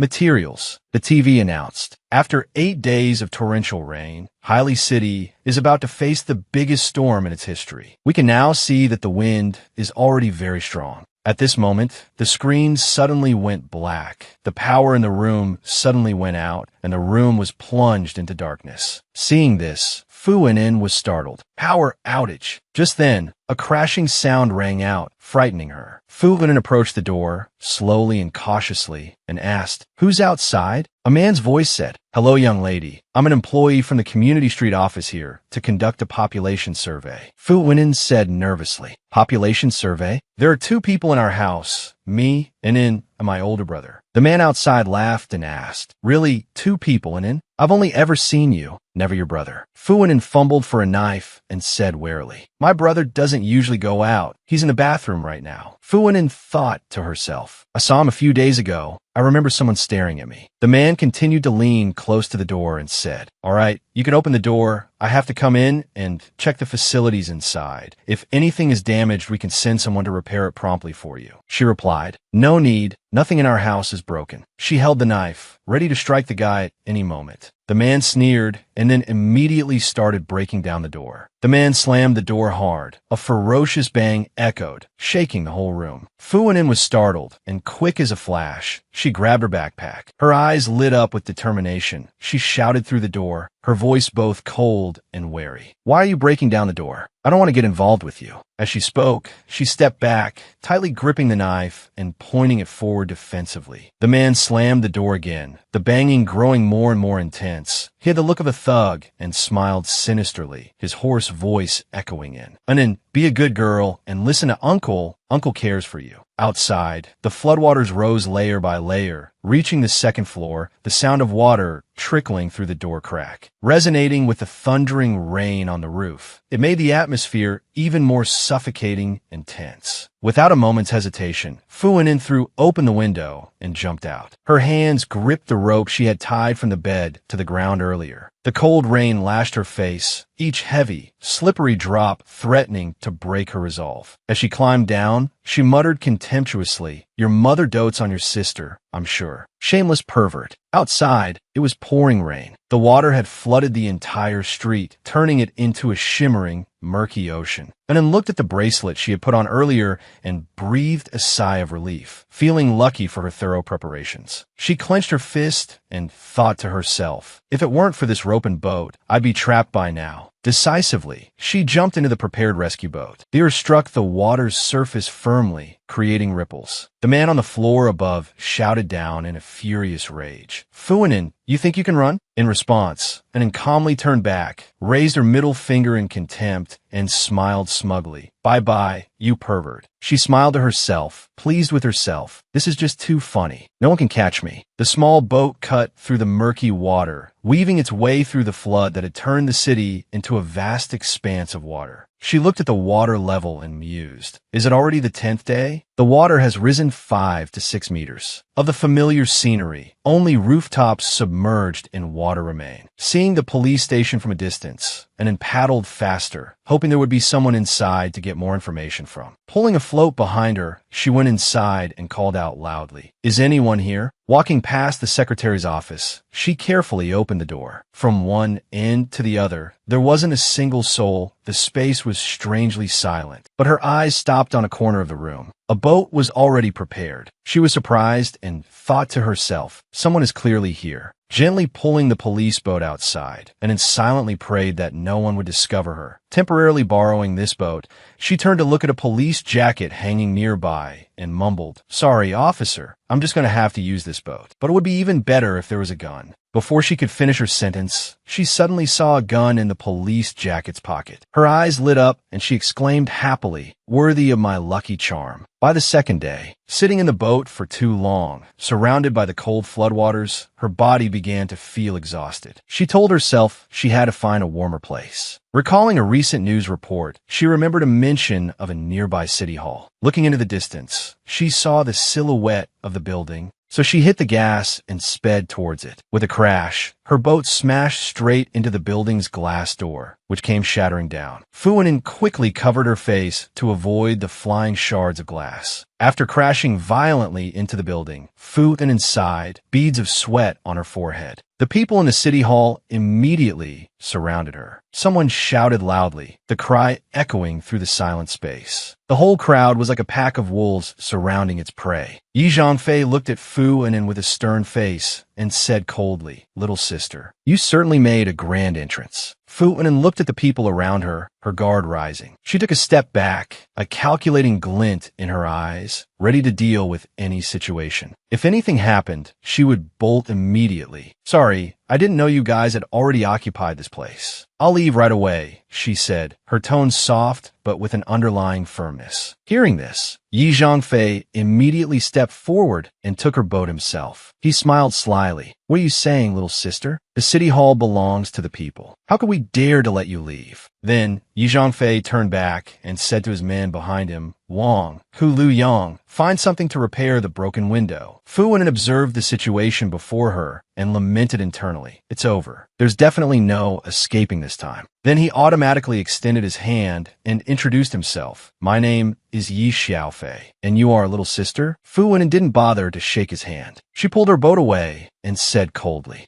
Fu Wen. She then chose an empty spot and sat down on a cardboard box. The other men sat at a distance from her, their gazes intense, occasionally stealing glances. Xiao Zhang walked over and handed Yi Zhangfei a case of beer. Then he looked towards Fu Wen. With a contemptuous look, he said, Brother Yi, that girl is a bit insolent. Yi Zhangfei took a can of beer, chugged it down, and smirked. Tell me, in a game, if everyone just bows their heads and endures, what's the point if there's no one different? Then, Xiao Luzhang leaned close to Yi Zhangfei's ear and whispered softly, Brother Yi, she looks the part, that different one, but don't get too invested. Yi Zhangfei immediately grabbed Xiao Luzhang's head, forcefully pushed it down into a nod, and threatened, Xiao Luzhang, you're all grown up and now you know how to worry about Brother Yi, huh? Xiao Luzhang immediately shook his head, turned away, and hastily replied, No, I've said too much. Sorry, Brother Yi. Then Yi Zhangfei waved his hand and said, What about you all? In a dull and boring month, isn't just a fleeting feeling wonderful, right? At this, he chuckled, looking extremely roguish, his eyes shining with interest. Xiao Luzhang, standing behind him, immediately nodded in agreement, thinking to himself, it seems what they say on the job forums is true. The number 1 mercenary player, Yi Zhangfei, a lone wolf game master. If you can hire him, your survival rate increases dramatically. This guy has a terrible personality, a rampant womanizer. His favorite thing is to find beautiful female players in the game for a romance. It's best for female players not to run into him. Then he thought to himself, I don't know who wrote that review, but it's spot on. Suddenly, Yi Zhangfei turned around and slapped Xiao Luzhang hard on the head. Xiao Luzhang immediately clutched his head and cried out, Ouch! Yi Zhangfei reminded him, What are you spacing out for? Find someone for the night watch. Don't let anyone in, and don't let anyone out. Xiao Luzhang immediately nodded and replied, Yes. Afterwards, the people sheltering in the city hall began to cook, the aroma of food spreading through the space, tempting many. Fu Wen sat on the corner of the stairs, calculating. There are too many people here, so no one will notice my spatial item. She took the opportunity to find a way to hide later, hugging her arms to conceal it. Suddenly, Yi Zhangfei appeared out of nowhere, holding a bowl of food, acting like a rogue, and laughing loudly. What are you thinking about, little sister Xiaohua? Want some porridge? Fu Wen was startled by him, but when she saw the bowl of porridge, her eyes lit up. She said thanks and took the bowl of porridge from him. Then she gulped it down in one go. So fragrant, so delicious. Each warm spoonful of porridge made her unable to hold back her tears. She cried silently, thinking to herself, if you can't beat them, join them for now. Yum yum, drinking something hot is still the most comfortable. Then, Yi Zhangfei suddenly raised the gun in his hand and fired a shot that echoed through the dark night. Tonight, has South Street's terrain been scouted? His voice rang out, sharp and cold. The people in the building immediately shouted in reply. It's clear. Then he turned his head and stared at Fu Wen, a meaningful smile on his face. We need to go get some good stuff. Little sister Xiaohua, why don't you come along? Fu Wen was a little hesitant, but then she immediately replied, Okay, sure. Everyone in the city hall began to prepare to go out. Yi Zhangfei's gang had a large boat with smaller boats tied to it and towed along. Fu Wen was very surprised and couldn't help but ask, Brother Yi, so you're rich too? Yi Zhangfei raised his head smugly, patted the boat, and replied, This toy was snatched from the hands of some obnoxious rich guy. What do you think, little sister Xiaohua? Fu Wen immediately gave him 2 thumbs up in praise. So badass. Then she asked, If you already have a boat, why do you need me to stay? Is my little motorboat that attractive? Suddenly, Xiao Luzhang called out, Brother Yi, we're here. Then they stopped in front of the shopping center. Everyone clutched their belongings and looked at them with suspicious eyes, then cried out, A boat! There's a boat! Yi Zhangfei raised his gun and threatened, Everyone, this shopping center has been claimed by my Yes people. I'll trouble you all to hand over 70% of your supplies that you've collected. Hearing this, everyone immediately broke into an uproar. One person stood up to question him. On what grounds? It belongs to whoever finds it. Then an enraged man holding a knife prepared to charge at him, roaring, Who's afraid of who? I risked my life to collect these supplies. On what grounds do I have to hand over 70%? Immediately, Yi Zhongfei raised his gun and, without hesitation, shot him right between the eyes. The man's eyes widened, he grunted, and then immediately fell to the ground. Everyone around was terrified by Yi Zhongfei's ruthless act. He blew on the barrel of his gun, smirked, and then threatened 70% of the supplies. Either you keep your things, or you keep your life. Seeing this, Fu En was also terrified but tried to remain calm. Then, Yi Zhongfei's men got off the boat, advanced towards the crowd, and yelled, "Everyone, come here and hand over your supplies. Our boss is also recruiting. Everyone is welcome to join." Everyone was scared, clutching their items and backing away. Fu En thought to herself, robbing supplies and recruiting people at the same time. Is this Yi Zhongfei trying to play the part of a movie star? While she was lost in thought, Yi Zhongfei turned to her and said, "Little sister Xiaohua, I've noticed you like to stare off into space." Then he moved closer and asked, "Were you scared by what happened just now?" Fu En gripped the side of the boat and gave a weak laugh, a little scary. In her heart, she thought, killing a person is easier than killing a zombie. This guy isn't a player too, is he? Then Yi Zhongfei leaned close against the side of the boat and said with a smile, "No need to be afraid. Your height has never been a problem." Suddenly, he took out a spirit stone necklace. Fu En immediately reached out to take it, thinking to herself, "What the hell is this?" Yi Zhongfei bowed his head, put the spirit stone necklace on for her, and smiled. "Brother, you will put on for you personally." Yi Zhongfei looked at Fu En with an extremely affectionate gaze. But Fu En responded with a soulless look, no different from a robot, a female NPC in a game. Encountering a situation like this, she should have been coaxed to the point of breathlessness, but she just silently took the spirit stone necklace, looked at it coldly, and said a quiet, "Thank you." A feeling of contempt rose in her heart. This necklace again? Couldn't he think of something more practical? This is just a decoration. A cup would be more useful. A feeling of speechlessness washed over her. Yi Zhongfei continued, not giving up, his gaze as if he were coaxing her. "Little sister Xiaohua, don't be afraid. As long as I'm here, I won't let you be in any danger at all." Fu En pretended to be moved, smiling encouragingly. "Brother Yi, keep up the good work." In her heart, she was crying and telling herself, "I just hope I can survive for 30 days. Hearing this, Yi Zhongfei was suddenly taken aback. He was puzzled. What's this keep up the good work? Xiaohua's reaction is not the same as the previous female NPCs. A little interesting. He smirked, then wiped his lips with his thumb, finding himself very interesting. Suddenly, Xiao Lu Zhang and his companions came over, carrying small bags, and announced, "Brother Yi, the supplies are almost all collected. Do we need to go to East Street again?" The atmosphere broken. Yi Zhongfei frowned and replied coldly, "We're not going. It's best not to cause any more trouble this time." Fu En turned to him and asked with a smile, "Brother Yi, who's on East Street? Are even you afraid?" Hearing this, Yi Zhongfei was immediately displeased, his sharp eyes staring straight at her. Afraid? Then, he immediately lifted her chin, looked in her eyes, and smiled slyly. "This is being flexible, little sister Xiaohua. There's no need to go looking for trouble, right?" Fu En immediately nodded, forcing a smile. Right, Brother Yi is not wrong." In her heart, she thought, it seems he really is scared. Yi Zhongfei was satisfied with her attitude, immediately patting her head and saying, "Be good and go back. Brother Yi will give you delicious food to eat." Then he stood up, pointed forward, and ordered loudly, back to the survival game. Day 5, the wind outside was howling, and it was raining heavily, but inside the building, fragrant food was laid out. Yi Zhongfei stood up, raised his glass, and thanked everyone. "Thank you all for trusting me. The days ahead will be good ones. If everyone works hard, we will definitely survive this crisis." Everyone sitting below immediately chorused in agreement. "We trust Brother Yi." Suddenly, a loud noise rang out, and the glass door cracked with a screeching sound. Then the glass shattered, and the shards were swept away by the wind. A cold wind rushed into the hall, sending things in the room flying everywhere. Yi Zhongfei immediately stood up to protect Fu En, shielding her. He asked loudly, "What's going on?" Xiao Lu Zhang hurried forward, checked, and exclaimed, "Brother Yi, the Tianguahua government building on North Street has collapsed." Hearing this, Yi Zhongfei was extremely annoyed and roared, "How unlucky. You guys leave one person behind to fix the window, Then he looked at Fu Anin angrily and said, "Let's leave, little sister Xiaohua. Let's change our dining spot." Fu Anin went along with him without any hesitation. "All right, Brother Yi." A woman standing behind saw Fu Anin and Yi Zhangfei talking and laughing happily, and her heart filled with rage. This Fu Xiaohua, isn't she just a little pretty? At night, when everyone was fast asleep, Fu Anin was still in a corner, exercising. This game was becoming more and more brutal. She could only train hard to improve her combat abilities, hoping to overcome all challenges. She was extremely serious, determined not to become an easy target. Suddenly, Yi Zhangfei appeared out of nowhere and said, "Little sister Xiaohua, practicing your boxing?" Fu Anin was startled, then turned her head and calmly replied, "I want to practice some combat skills to protect myself from danger." Yi Zhangfei looked at her with arrogant confidence and said, "Go on. If you do anything wrong, Brother Yi will help you correct it." Hearing this, Fu Weinin replied with great enthusiasm, "All right." She continued her martial arts moves and asked, "Brother Yi, is this okay?" Yi Zhangfei, with a professional expression, watched her for a moment, then walked over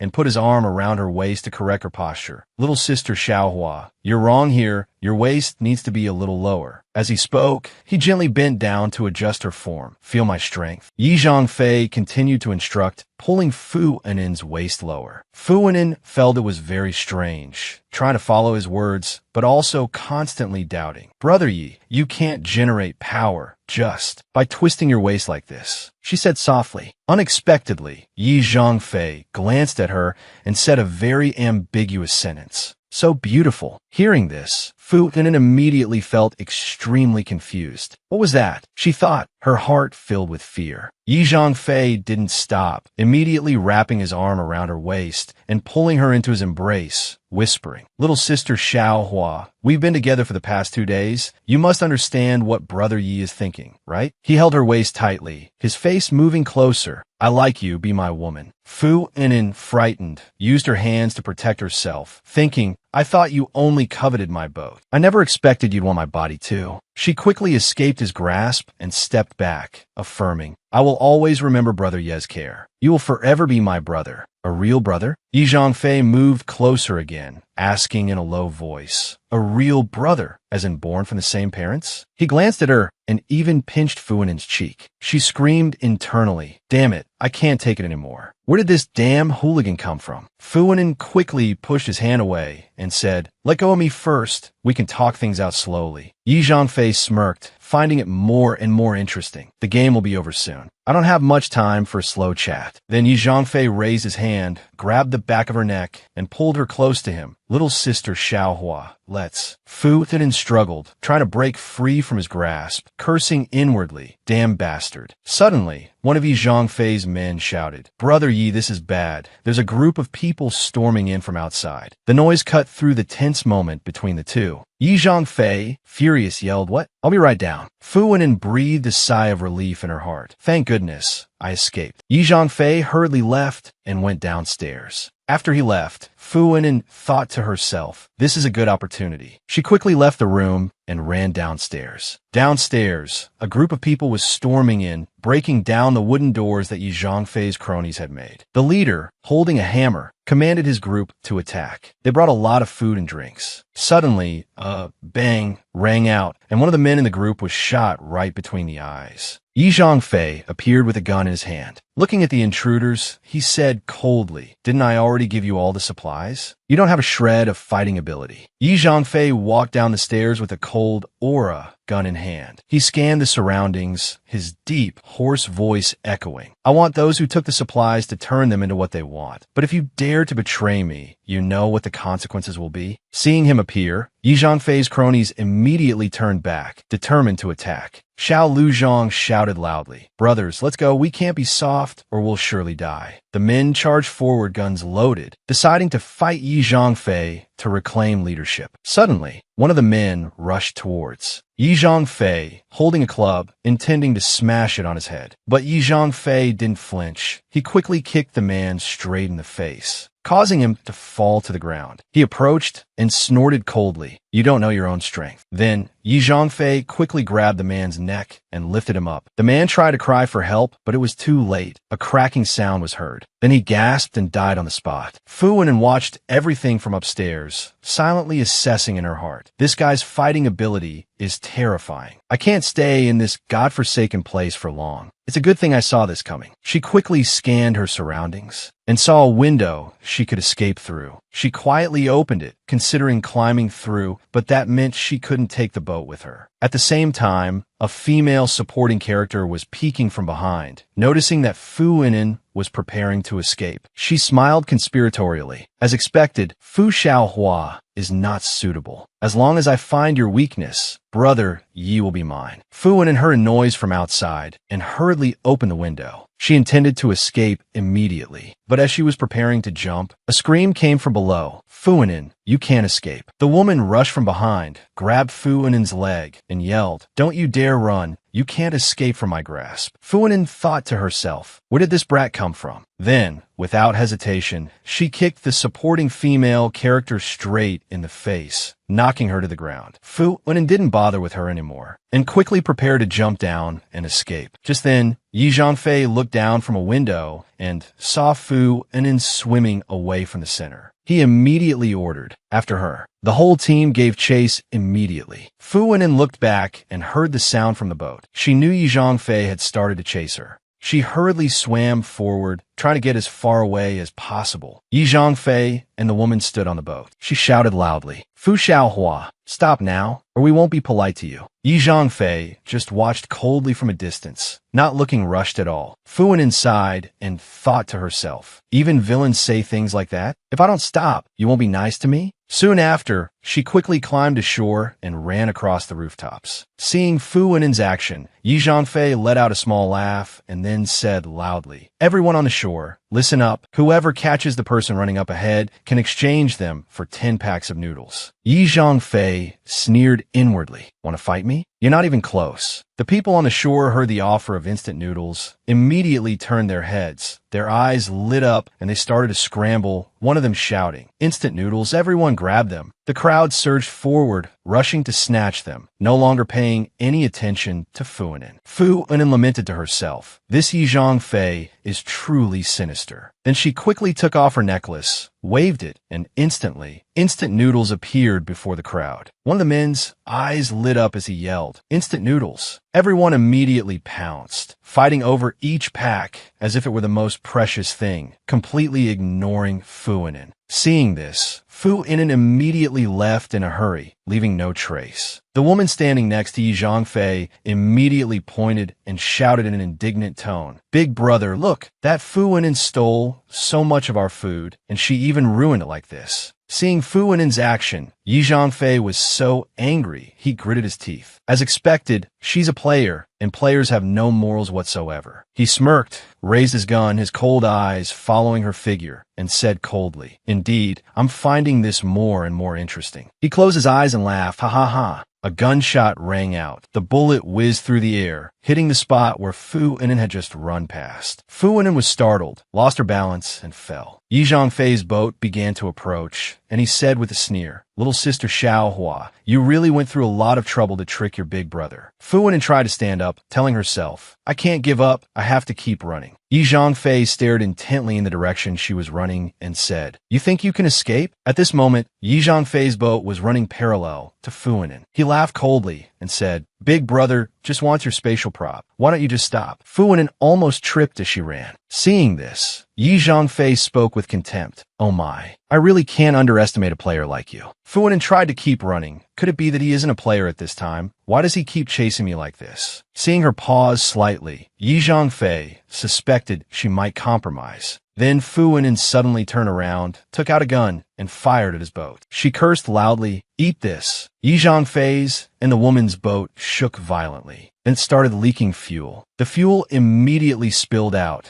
creating a long trail on the water surface. Yi Zhangfei immediately ordered Xiao Luzhong, who was rowing a boat behind. You row. She's getting off the end of the roof. The crony behind immediately replied, Yes, sir. Not daring to waste a second, Yi Zhangfei try to stand firm. His cronies immediately rowed their boats to surround her from all sides, like a pre-laid trap. Seeing this situation, Fuin sighed to herself, "Oh God, it's over." She felt tired, but her determination remained firm. Fuin wisely turned and said, "Brother Yi, you said before that you liked me. Does that still count?" Yi Zhangfei picked up his gun, his sharp eyes aimed at Fuin's head as he gave a faint smile. "I like that NPC little sister Xiaohua, not a player little sister Xiaohua like you." Seeing this, Fuin cursed at her heart. "Damn it, this is bad." Then she immediately took her gun, jumped into the water below, and dived to the bottom. This Yi Zhangfei really does turn on a dime. The engine of the boat above began to roar, creating a terrifying noise. Fuin looked up and saw a normal speedboat, but she immediately noticed the abnormality of the large boat approaching from a distance, the water's surface beginning to ripple. A large, modern boat appeared. Fu Yizhi stood at the bow of the boat, holding a flag. He looked towards Yi Zhangfei with a cold gaze. Then he moved closer to him and stopped. He spoke in a cold tone. "Yi Changfei, it's only been a few days. Have you already forgotten our agreement?" Underwater, Fu heard Fu Yizhi's voice and thought to herself, "That sounds like Master's voice." She then broke the surface, gasping for air, and felt a surge of joy.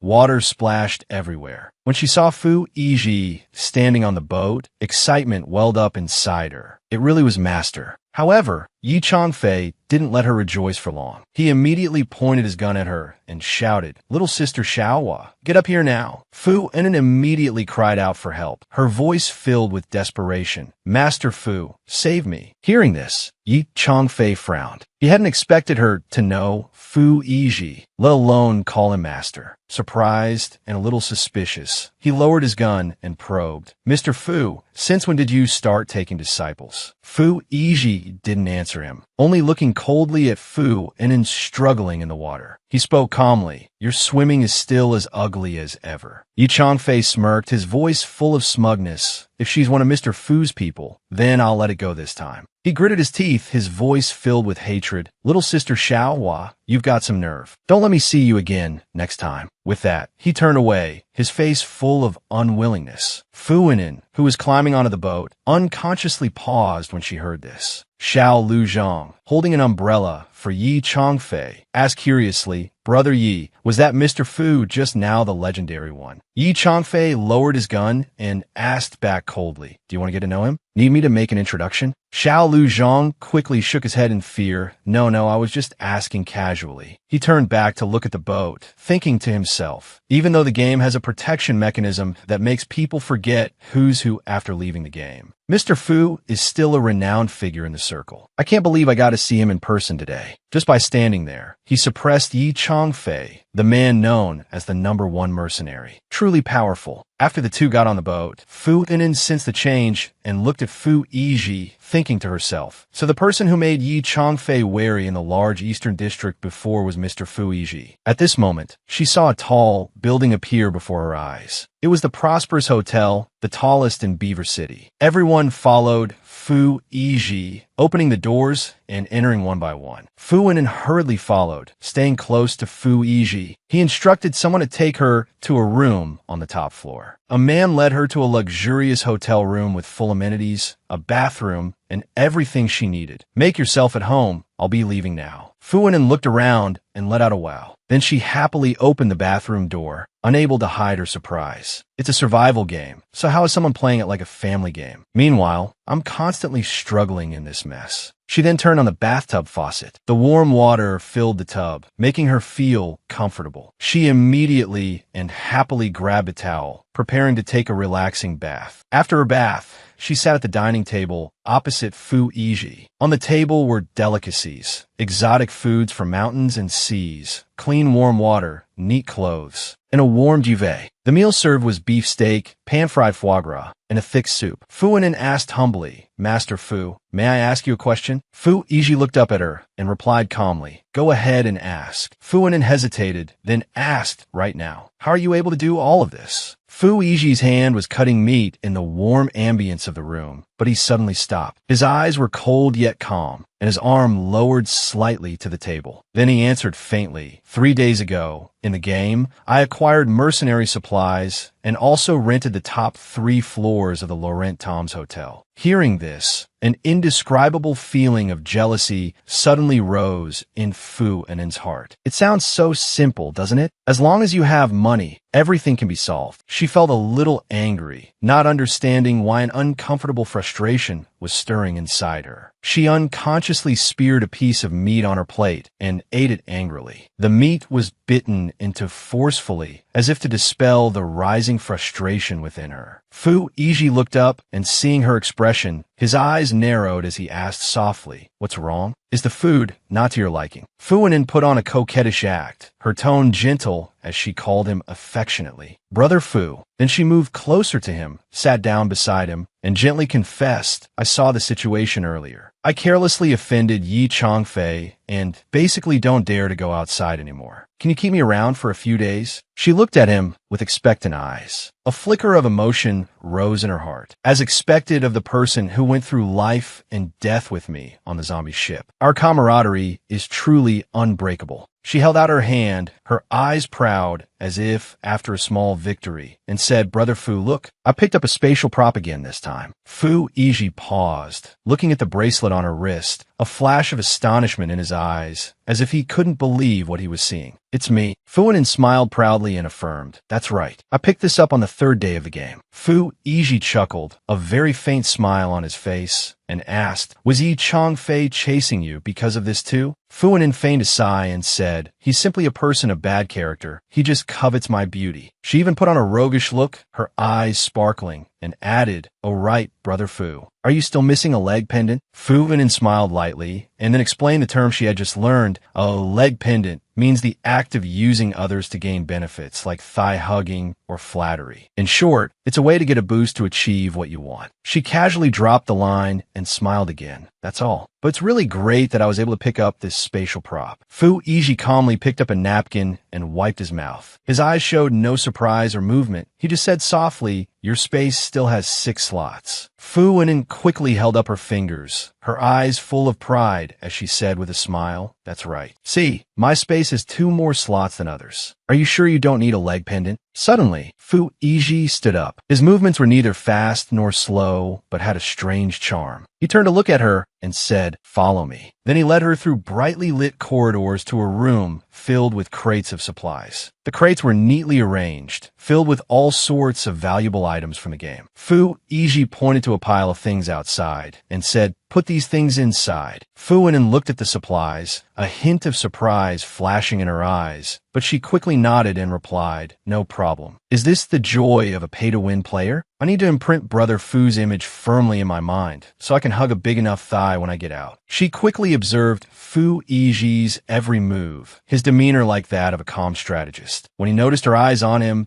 he cleared his throat softly and said, "After you put these things inside, go to sleep. You don't need to do anything for the next 2 days." Hearing this, Fu An didn't feel tired at all, but was instead full of energy. She hurriedly replied, her voice full of determination, "Don't worry, Brother Fu, I will definitely do my best." Over the past few days in the survival game, she had been well fed and had gotten plump. After coming full circle, she now told herself that she must constantly strive to improve. As she sat opposite Fu Iji, Fu An looked out the window where torrential rain was falling. But suddenly, a warm golden ray of light shone down, piercing through the thick clouds. Fu An was surprised, and then suddenly realized the rain has stopped. She felt this was an inexplicable sign. She immediately turned to look at Fu Iji, her eyes filled with curiosity and suspicion, and asked, "Brother Fu, did we pass the level ahead of schedule?" Fu Iji gently speared a piece of food on his plate, took a small bite, and then asked coldly, "So what if it's raining?" His demeanor was as calm as if nothing special had happened, leaving Fu An unsure how to react. She hesitated for a moment before slowly replying, "It's just that, with Bai Jin's personality, I know it's impossible to pass the current level." She opened the window and looked outside. The floodwaters were still raging, but the water level seemed to have dropped. At 1 in the afternoon, the water level began to recede, and by 2 in the afternoon, a worker announced, "Boss, The water has receded to the 6th floor of the hotel. Immediately, everyone began to clean up the items that had been swept away by the flood. The entire hotel was no longer flooded. All the water had receded. Fuinin and Fu Yiji went down to the hotel lobby, where many people were bustling about, picking up washed-away belongings. Fuinin looked around listlessly. She hesitated, then spoke up. "You might not believe what he said, but I always feel that this game will be a big match." She spoke uncertainly, but a sense of unease rose in her heart. In the evening, while she was sound asleep, the sudden sound of whooshing from outside the window woke her up. Fu Yunin rubbed her sleepy eyes and asked, "Is it windy?" Just then, a loud noise rang out. A cardboard box, blown by the strong wind, slammed against the glass window. She suddenly felt her anxiety increase as the noise outside grew louder and louder. Fu Yunin suddenly realized that the rumbling sound was a tsunami. The waves were rising, surging towards them. She hurriedly put on a coat and quickly stepped out of the room. She couldn't let this situation continue. She had to inform Fu Yiji immediately. She quickly went to Fu Yiji's room. But when she opened the door, she saw 2 workers blocking her way. They immediately grabbed her by the arm and dragged her away. Fu Yunin couldn't stop screaming. "What are you 2 doing? Let me go." She thought to herself, could it be that Fu Yiji hadn't paid them enough, so they were doing this? But before her thought could fully form, the 2 had already led her to the highest point of the building, where Fu Yiji was standing, observing everything. When he saw her approaching, Fu Yunin pointed into the distance in a panic, her voice full of anxiety. "Brother Fu, a tsunami. A huge tsunami is coming this way." Fu Yiji just glanced over, his expression as cold as usual, and replied calmly, "I know." Fu Yunin could barely contain her emotions. Her heart felt tight. "You know, and you're still so calm? Are we going to have a hard time escaping this tsunami?" Just then, the loud sound of a helicopter echoed. Fu Yunin looked up at the sky. A helicopter was flying towards them, making a whirring sound in the air. She was bewildered, not understanding what was happening. Fu Yiji gave the order, "Hurry up, we have to go now." The 2 of them quickly climbed into the helicopter. Below, those who hadn't managed to escape saw the giant tsunami crashing down. In their panic, they screamed desperately, "Help! Help!" But no one could escape this ferocious wave. Everyone fled in a hurry, but no matter where they ran, the tsunami swept everything away. From the plane, Fu Yunin looked down at the chaotic scene below. An indescribable fear unconsciously rose in her heart. She thought to herself, if I hadn't met Fu Yiji, I probably wouldn't have survived until this moment. Everything has gone beyond control. Suddenly, she felt a light tap on her head, the jolt making her let out a small cry.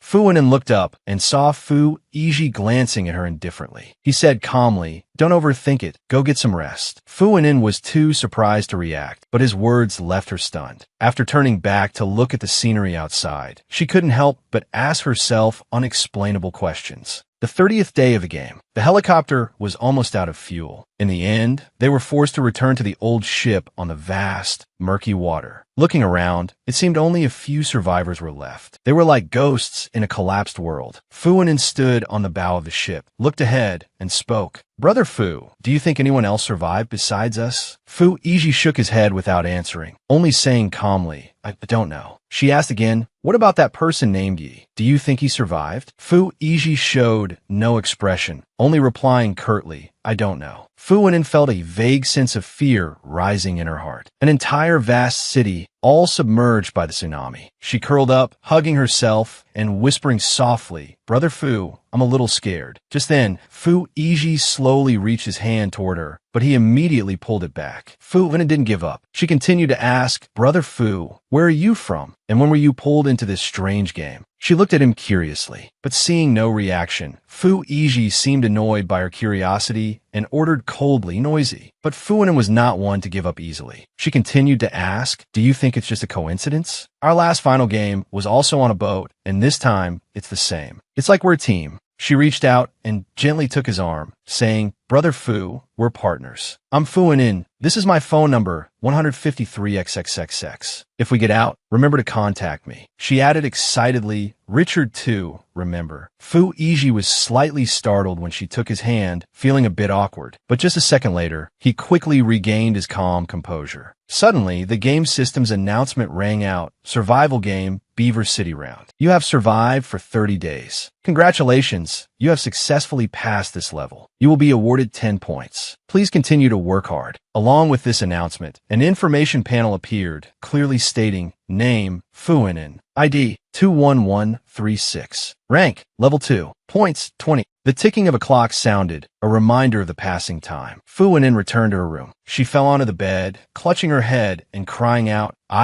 why did I only remember to exchange contact information with him at the very end? If only I had told Fu Iji sooner. She cursed herself, feeling an unstoppable sense of regret. Have I forgotten important things? Fuinen froze, unable to remember who she had met or what that person looked like. She suddenly felt bewildered. Unexpectedly, her phone rang. It was an unknown number. Fuinen looked at the strange number, hesitated for a moment, then answered. Hello. On the other end of the line, a deep voice rang out. Hello, is this Ms. Fuinen, who lives at the Lorne Hotel? Upon hearing this, Fuinen was so happy she could have flown to the sky, her heart filled with bliss. She kept asking, the pay-to-win Mr. Fu, is it really Mr. Fu? Yin Basin on the other end of the line replied coldly, no, I am Mr. Fu's assistant. Yin Basin. Fuinen silently praised herself. She felt she was truly clever for leaving the right phone number. She quickly said, please send me your current address. I'll come find you. Yin Basin nodded over the phone. Okay, no problem. After hanging up, Fuinen happily hugged her phone, as excited as if she had just won a competition. She joyfully ran around the room, telling herself she had to prepare a lot of delicious food to treat the big shot and his assistant. Then, she immediately rushed into the kitchen. She cooked a fancy hot pot meal full of delicious dishes, making everything in the kitchen look magnificent. Looking at the result, she clapped her hands in satisfaction. She happily praised herself. Mission accomplished. When the meal was ready, she decided that before the big shot arrived,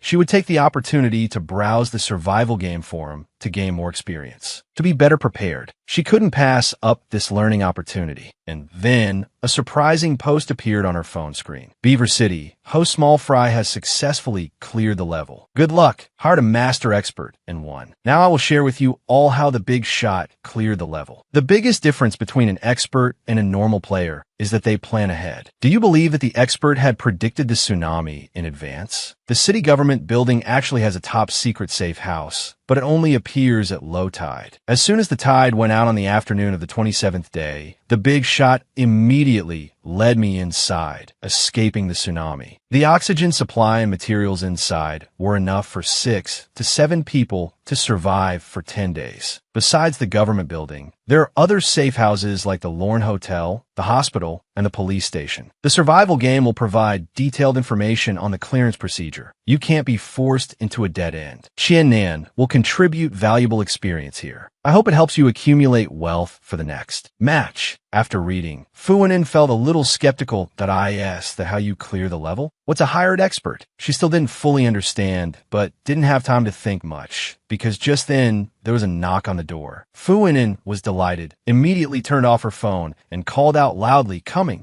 She opened the door and saw Yin Basin standing outside. He smiled politely and said, hello, Miss Fu. I'm Yin Basin. Fuinen looked left and right, but seeing no one else, she asked with curiosity. Yin Basin smiled and explained, Sir couldn't make it. He asked me to come pick you up. She nodded and got into the car. He drove her to a large villa. Sir is waiting for you in the office on the top floor. I'm going to park the car. You can go in by yourself. Fuinen felt a bit awkward, but tried to stay calm, telling herself, it's okay. It's just a normal meeting. Even so, she couldn't help but feel nervous and tense. She swallowed and opened the office door. Fu Iji was standing by the floor-to-ceiling window. Without turning around, he just asked, you're here? Fu then immediately called out happily, Brother Fu. When Fu Iji turned around, she remembered that he was even more handsome in real life than in the game. She glanced at him shyly, feeling flustered. She fell silent, not saying anything. Finally, Fu Iji broke the quiet atmosphere. Didn't you want to see me? Now that you're here, why are you silent? Fu Weinin rubbed her nose and answered honestly, "It seems there's nothing to say. I just want to get to know you a little," and conveniently latch onto a big shot. Fu Yiji sighed and then decided, "Move into the villa first. Yin Bei-sun will arrange the rest. If you have any problems, just find him." Hearing this, Fu Weinin was shocked that, I just wanted to purely latch onto a big shot, not for a one-night stand. Fu Yiji turned his head, his sharp gaze asking her, "Do you know what Mang is?" Fu Weinin was stunned, her eyes hesitant. Then she answered with a puzzled look, "What is Mang?" Fu Yiji stepped closer to her and explained gently, "You want to latch onto my thigh a bit, and you don't even understand this small matter?" Fu Weinin became even more embarrassed. Her eyes lowered as she stammered, "I'm a newcomer who just entered the game. I really don't understand much." Fu Yiji sighed. He smiled faintly and said, "Come downstairs with me." The two went downstairs together. As they moved, Fu Yiji explained further, "Mang is the first organization I founded in the survival game. All members of this organization are players. Mang has existed for over 3 years and now has more than 1,000 members, including about 100 core members." He paused to press the elevator button, then continued, "There are 4 core managers living in this villa. One of them is Yin Bei-sun." Fu Weinin was slightly startled, thinking to herself, "Yin Bei-sun is also a player?" Fu Yiji turned his head and asked now, "Do you want to move in soon?" Fu Weinin nodded like a machine. "Yes, very much. Brother Fu, I didn't understand before, but from now on, I'll do whatever you say." She thought to herself, such a good opportunity to latch onto a big shot. I must hold on tight. Fu Yiji chuckled softly. "Then I'll take you to meet a few people now." As the elevator continued down, Fu Weinin suddenly remembered something and quickly asked, "All right, Brother Fu, do you know what a hired expert is?" Fu Yiji paused for a moment, then explained, "Those are high-level players. They can help normal players pass levels in the game, but the price is very expensive." He looked at her and asked, "Do you want to find them for help?" Fu Weinin replied shyly, "No, I just saw them while browsing the forum and was a little curious." Fu Yiji nodded and said, "If you want to survive long-term in the game, it's best not to depend on anyone. Improving your own skills is the long-term solution." Fu Weinin immediately replied, "Yes, sir." She felt a new sense of energy, telling herself she would no longer depend on anyone. After that, Fu Yiji led her into a room where 3 managers were sitting on chairs. "Hello, Brother Fu," the 3 said in unison. Fu Weinin immediately bowed. "Hello, I'm Fu Weinin." One of them, wearing glasses and typing away, looked up and smiled. "Hello, I'm Su Tian." The second one, with a neat short haircut, also nodded and introduced himself. Zhang Xinqing. Finally, a very handsome man stood up and said, "I'm Susan." Everyone looked at her. One person chuckled. Another said softly, "Brother Fu, is this the newcomer? So cute." Fu Weinin was shy and didn't know what to do. She just shook hands with Su Tsin, who seemed very enthusiastic. But when he held her hand, Fu Weinin immediately pulled it back, thinking to herself, "What is this kid doing?" Fu Yiji glanced at Su Tsin, his eyes full of authority and warning. Su Tsin immediately understood, put on a cute and obedient expression, and sat back down, not daring to joke around anymore. Fu Weinin glared at him, but Su Tsin just smiled brightly and said gently, "And in, Brother Su was just joking with you. Don't mind it." Although Fu Weinin was not happy, she just smiled lightly and replied, I don't mind, he." Then Fu Yiji sat down on the sofa, waved her over, and said gently, "Come sit here." Fu Weinin obeyed, sitting down obediently beside him. Fu Yiji turned to ask her, "Anin, how many game rounds have you passed?" Fu Weinin replied shyly, "Only 2. Hearing this, the 3 managers sitting nearby immediately fell silent, their eyes exchanging looks full of suspicion. They all thought the same thing without saying it. Could it be that the boss likes this little sister? But she really is very cute. Fu Weinin felt a bit embarrassed and turned to ask, "How many rounds have you all passed?" Su Tsin was the first to answer. "I've done 11 rounds. Su Tian replied, 9 rounds. Zhang Xinqing said 10 rounds. And Yin Bei-sun, with a proud look, replied 14 rounds. Hearing this, Fu Weinin felt a bit flustered, thinking to herself, "You guys, the number of rounds I've passed is less than your remainder." She glanced at Fu Yiji beside her, wondering to herself, "I wonder how many rounds Brother Fu has passed?" 29. Just then, Fu Yiji handed her a gold bank card. Fu Weinin took it in surprise, her eyes lighting up with curiosity. "What is this?" Fu Yiji replied calmly, "This is the game's cash salary card. Currently, All core members have one to meet their essential needs. It has 500,000 in it. Hearing this, Fu Anin's eyes shone like stars. 500,000 in each card. 100 core members, that's 50 million. Oh my god, this is a real big shot. Fu Yiji smiled, then stood up and announced, let's eat. After dinner, I'll continue to arrange a training schedule for you. Starting tomorrow, I will train you. Fu Anin asked curiously, what is the physical training mainly about? Sutsun smiled and replied, it's combat, shooting, professional training. Xinqing was once the king of a United Nations Special Forces competition. You'll follow his training schedule and have Brother Fu personally guiding you. You'll definitely become an expert in the future. After hearing this, Fu Anin felt full of energy, unable to hide her joy, and replied with a smile, Brother Fu, I will train very hard and not let everyone down. The next morning, Fu Anin started running in the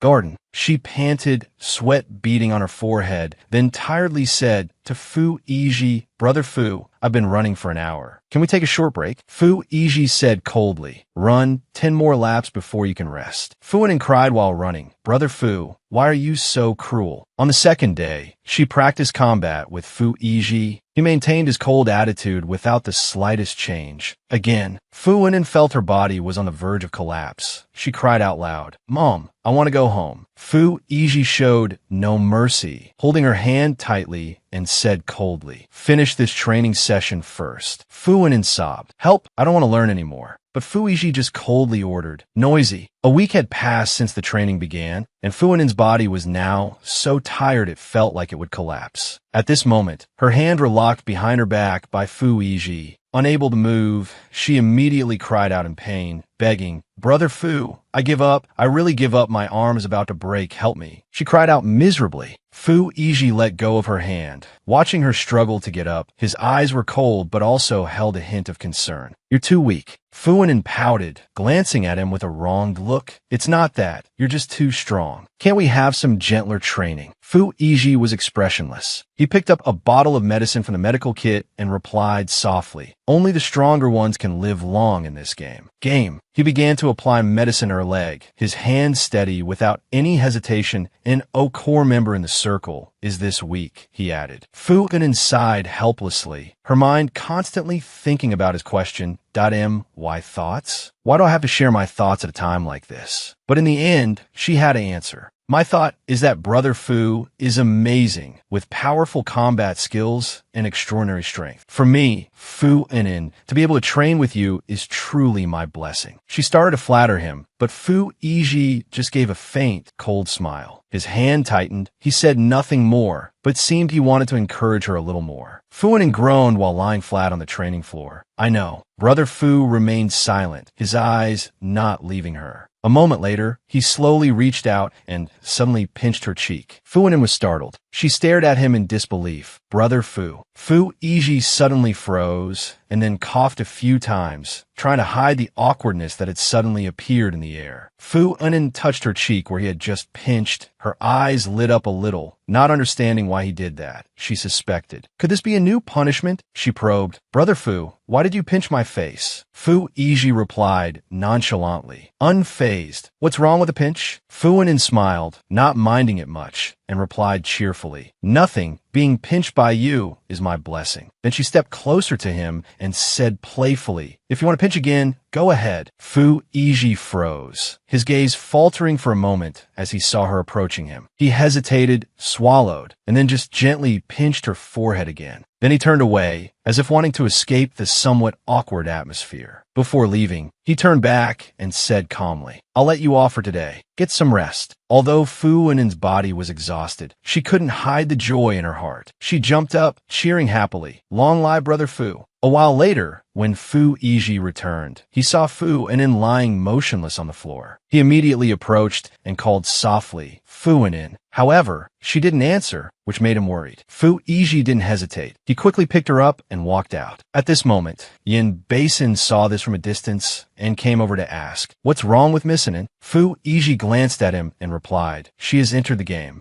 Yin Basin nodded, adjusted his glasses, and asked, "Sir, do you need me to take Inen back?" Fu Yiji shook his head, continuing to carry Fu Inen towards the gate, and said coldly, "No need. I'll take her back myself." His steps were steady, but in his heart, he couldn't help but worry about the small girl in his arms. Upon reaching the outside of the foggy Ling city, Fu Inen began to stir slightly, letting out a soft groan. "Brother Fu, my arm hurts so much." Fu Yiji looked at her, without saying anything, just silently walking on. Suddenly, a notification appeared on the screen in front of Fu Inen. "Welcome to the survival game. Today, you have 200,000 NPCs and 9 other players participating with you. Please strive to survive for 30 days. Fu Inen's eyes lit up, joy evident on her face. "Luckily, I brought the car Brother Fu gave me. I finally have money this time." She smiled confidently and walked into the hotel. After renting a room, she went in happily, soaking in the bathtub, enjoying a glass of wine, relaxing her body after a long day of training. "It's so good to have money. I love Brother Fu," she thought to herself. A moment later, she took out her phone to check for information. This was the first day of the game. She needed to stock up on food and medicine. But she also remembered the times Fu Yiji protected her and suddenly had the idea to prepare a weapon for self-defense, just like he had done. The decision was made. She went out. In the evening, Fu Inen squeezed through a crowded bar where everyone was partying hard. After struggling through the crowd, she finally reached the bar counter. The bartender looked at her and asked, "Little sister, are you of age? This bar doesn't serve minors." Fu Inen picked up a glass of water and replied concisely, "I'm of age, old brother. I want to discuss business with Brother Chong." She thought to herself, "I had to pay for this information online. It can't be wrong." Hearing this, the bartender nodded. "All right, little sister, follow me." He led her to a room behind the bar. As soon as the door opened, inside was a chaotic space with a loud noise of people playing cards. Brother Chong sat on a chair, blew out a puff of smoke, and said loudly, "I heard from the bar that a little girl wants to do business with me." Fu Inen immediately took out a stack of cash, handing it to Brother Chong without hesitation, and said, "Hello, Brother Chong. I want to buy 2 guns and 500 rounds of ammunition, preferably an automatic Glock 19, 9mm caliber." Brother Chong looked at her, surprised by her knowledge, took the paper she handed him, and said, "I didn't expect a little girl like you to know so much." However, he didn't have time to discuss further and waved his hand, saying, "No time. I'm busy with something. Little Lee, you handle this one." Fu Inen stared after him blankly, feeling surprised and confused by Brother Chong's attitude. She didn't understand why he refused, even though she had paid in full. Afterward, Fu Inen happily admired the results she had obtained. She didn't have to exert any effort at all and still managed to buy weapons. This feeling was truly wonderful. She couldn't help but think to herself, such a harvest was truly worth it. However, her joy didn't last long. One careless step, she stepped on something under her foot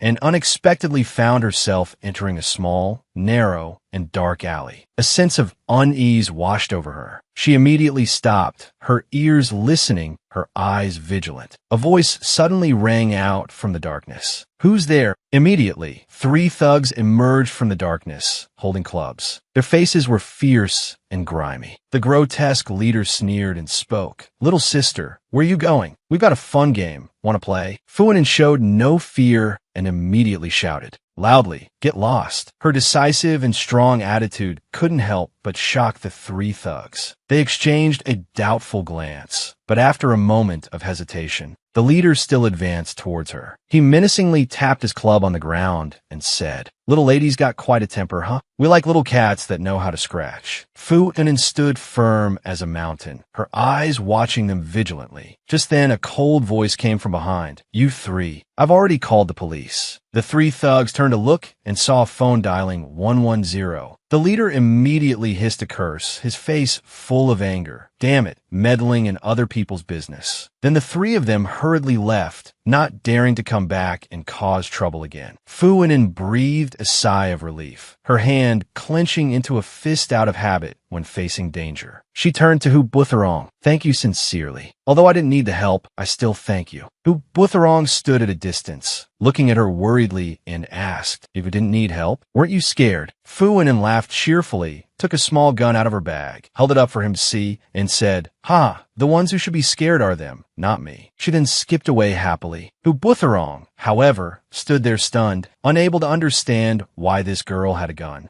She's no ordinary civilian. Could it be that in this game, all players carry guns? Just as he was lost in thought, a bright screen suddenly appeared in the air. A line of text appeared as a warning. Participate in the game with caution. If you cannot survive for 30 days or clear the game, you will die in the real world. Fuanin paid no mind and continued walking towards the hotel. Ling City, the third day of fog. Fuanin stood in front of the hotel door, her hands clasped and her head bowed low, her voice reverent. Thank you, Daddy Fu, for bringing me this meal, for giving me a life of wealth, free from worries about food. I pray for Daddy's happiness, well-being, and longevity as eternal as the southern mountains. She spoke with great sincerity, but a passing hotel waiter looked at her with a puzzled expression, not understanding why she was acting so strangely. Fuanin paused, then raised her head to answer the waiter. Perhaps it's the god of wealth. She took the breakfast from the waiter, who smiled and said, "You're quite ambitious, miss." Fuanin chuckled lightly. "Thank you for the compliment." Before she left, the waiter reminded her, "Oh right, Miss Fu, there's fog today. It will be very hard to see outside. Our hotel has very professional services. If you need anything, miss, just call the front desk." Fuanin nodded and said, "I know." Then she gently carried the food tray into the room. Outside, a dense fog, the likes of which hadn't been seen in 50,000 years, had unexpectedly descended upon Ling City, causing 2 or 3 routes around the city to become severely congested. We hope everyone drives slowly and obeys traffic laws to avoid fatigue while traveling. Fuanin picked up her phone worriedly, wondering to herself, could the person in the car have caused an accident because they fell asleep? Could this fog make people lose their direction or go blind? Right after, she read new updates on her phone. The city's central hospital had just admitted nearly 40 patients with similar symptoms. All of them had fallen into a coma, were vomiting continuously, and their heart rates and bodily functions were rapidly declining. The biggest similarity among the patients was that they had all been exposed to this fog before fainting. After reading, Fuanin let out a soft sigh. She thought to herself that this fog must absolutely not be touched. To be safe, she told herself to remain vigilant and keep monitoring. She lazily stretched and said softly, "Time to eat." Ling City entered the 10th day of the fog season. On TV, the news continued to report that a total of 1,000 people in the city had fallen into a coma in this terrifying fog. Everyone was advised not to go out unless it was an emergency. When going out, one must have a green passcode and wear a medical protective suit for self-protection. Fuanin watched the news, her expression extremely tense. For the past 2 days, the number of people fainting had continuously increased. Even delivery personnel had to be carefully selected. But it seemed that as long as one didn't touch the fog, there would be no problem. Could it be that this survival game is a battle to avoid the fog and fight for supplies? Suddenly, a streak of blood appeared, running down the glass window, causing Fuanin to frown and observe it closely. "What is this?" she muttered. "What terrifying thing is in this fog, after all?" Then she recalculated the number of days she had been in this world. The 10th day had already passed. According to the second rule of the survival game, the game is divided into 3 stages. The first 10 days are the incubation period. The next 10 days are the outbreak period, much more dangerous than the incubation period, meaning that from tomorrow onwards, the game's difficulty will increase by another level. On the early morning of the 10th day in Ling City, a thin fog enveloped the entire city. The ringing of a phone woke Fuanin up. The sleepy girl opened her phone to check the latest news. A new notification appeared on the screen. Good news! The first patient with the sleep-inducing virus woke up at 9:40 in the morning. Fuanin dazedly read the news, feeling a bit confused. Could it be that this fog is over? She hugged a pillow and sat on the sofa, her eyes glued to the TV. Today, the city's mayor had come to Ling City's #1 People's Hospital to visit the patients who had recovered. On the other side of the screen, the secretary introduced, "Mayor Wong, this is our first recovered patient. He greatly admires you and wishes to shake your hand." The bodyguard beside him reminded worriedly, "Currently, the source of the sleep-inducing virus has not been clearly investigated. We need to be cautious." The secretary immediately handed a mask to Mayor Wong and said, "We have determined that people only fainted while in the fog, and they don't carry any other type of virus. If you're still worried, the mayor can wear a mask for protection." Mayor Wong waved his hand. "No need, it's just for a photo." After that, he stepped forward to shake the patient's hand for a photo to be published in the newspaper, showing the special care of the mayor personally visiting a patient amidst the strange foggy season. Brother Chong sat on an old leather chair, his eyes fixed on the cards in his hand, his face tense and contemplative. Playing cards was already difficult, and today, luck didn't seem to be on his side. Finally, he angrily threw his cards onto the table, muttering, "What bad luck. It was hard enough to find out my bones were fine, and I came out to play a few rounds. Ended up losing everything." Suddenly, a man standing nearby turned pale and collapsed to the ground like a felled banana tree. Everyone around jumped up in panic. Some screamed in fear. Others rushed over to check. "What's wrong? What happened to you?" One person bent down, their hand trembling, to check the breath of the man who had just collapsed, only to discover he had stopped breathing at some point. "Hey, he's not breathing anymore," the person whispered, their face pale. Brother Chong's eyes widened in anger as he shouted, "Damn it, what the hell is going on? Who dares to kill my subordinate?" On the other side, Fu Wenin was walking on the street with her face completely covered, her heart filled with anxiety as she looked at the dim figures in the thick fog. Suddenly, she heard a loud bang coming from a nearby ambulance. A man unexpectedly rushed out of the vehicle, covered in blood, his eyes dull, as if possessed, screaming desperately, "Help! Help! There's a monster! A monster is killing people." The paramedics in the ambulance immediately rushed over, restraining the man and covering his mouth, preventing him from making that horrifying sound again. One of them quickly approached, bowed his head, and apologized to Fu Wenin. "I'm so sorry. This is a patient who suddenly went insane. You don't need to worry." Fu Wenin was a bit tense, but she waved her hand and replied, "It's okay. I'm not worried at all." As the ambulance drove away, a hint of suspicion flickered in Fu Wenin's eyes. It seemed that only by going to the hospital could she find clues about this deadly fog. "I have to take the risk." At Ling City's #1 People's Hospital, Fu Wenin entered, full of vigilance. The hospital's atmosphere was filled with gloom. The lights flickered and occasionally emitted strange crackling sounds. She thought to herself, so gloomy even during the day, this hospital really has the potential for a horror film. A doctor with glasses and a sharp gaze saw her and asked warily, "What are you doing here?" Fu Wenin quickly took off her mask, smiled, and explained, I have a friend who also fainted because of this fog. I couldn't come before, but now that the hospital is open, I want to come in to visit." Hearing this, the doctor nodded. "So that's how it is. I'm in charge of Ward 4. Follow me." Fu Wenin replied cheerfully, "All right, sorry to trouble you." The doctor led her through long, deep corridors to Ward 4, a place with many soldiers on guard and thorough soundproof walls. She thought to herself, why are there so many soldiers in this area? What are they hiding? The doctor turned back and asked coldly, "Who do you want to visit?" Fu Wenin immediately lied.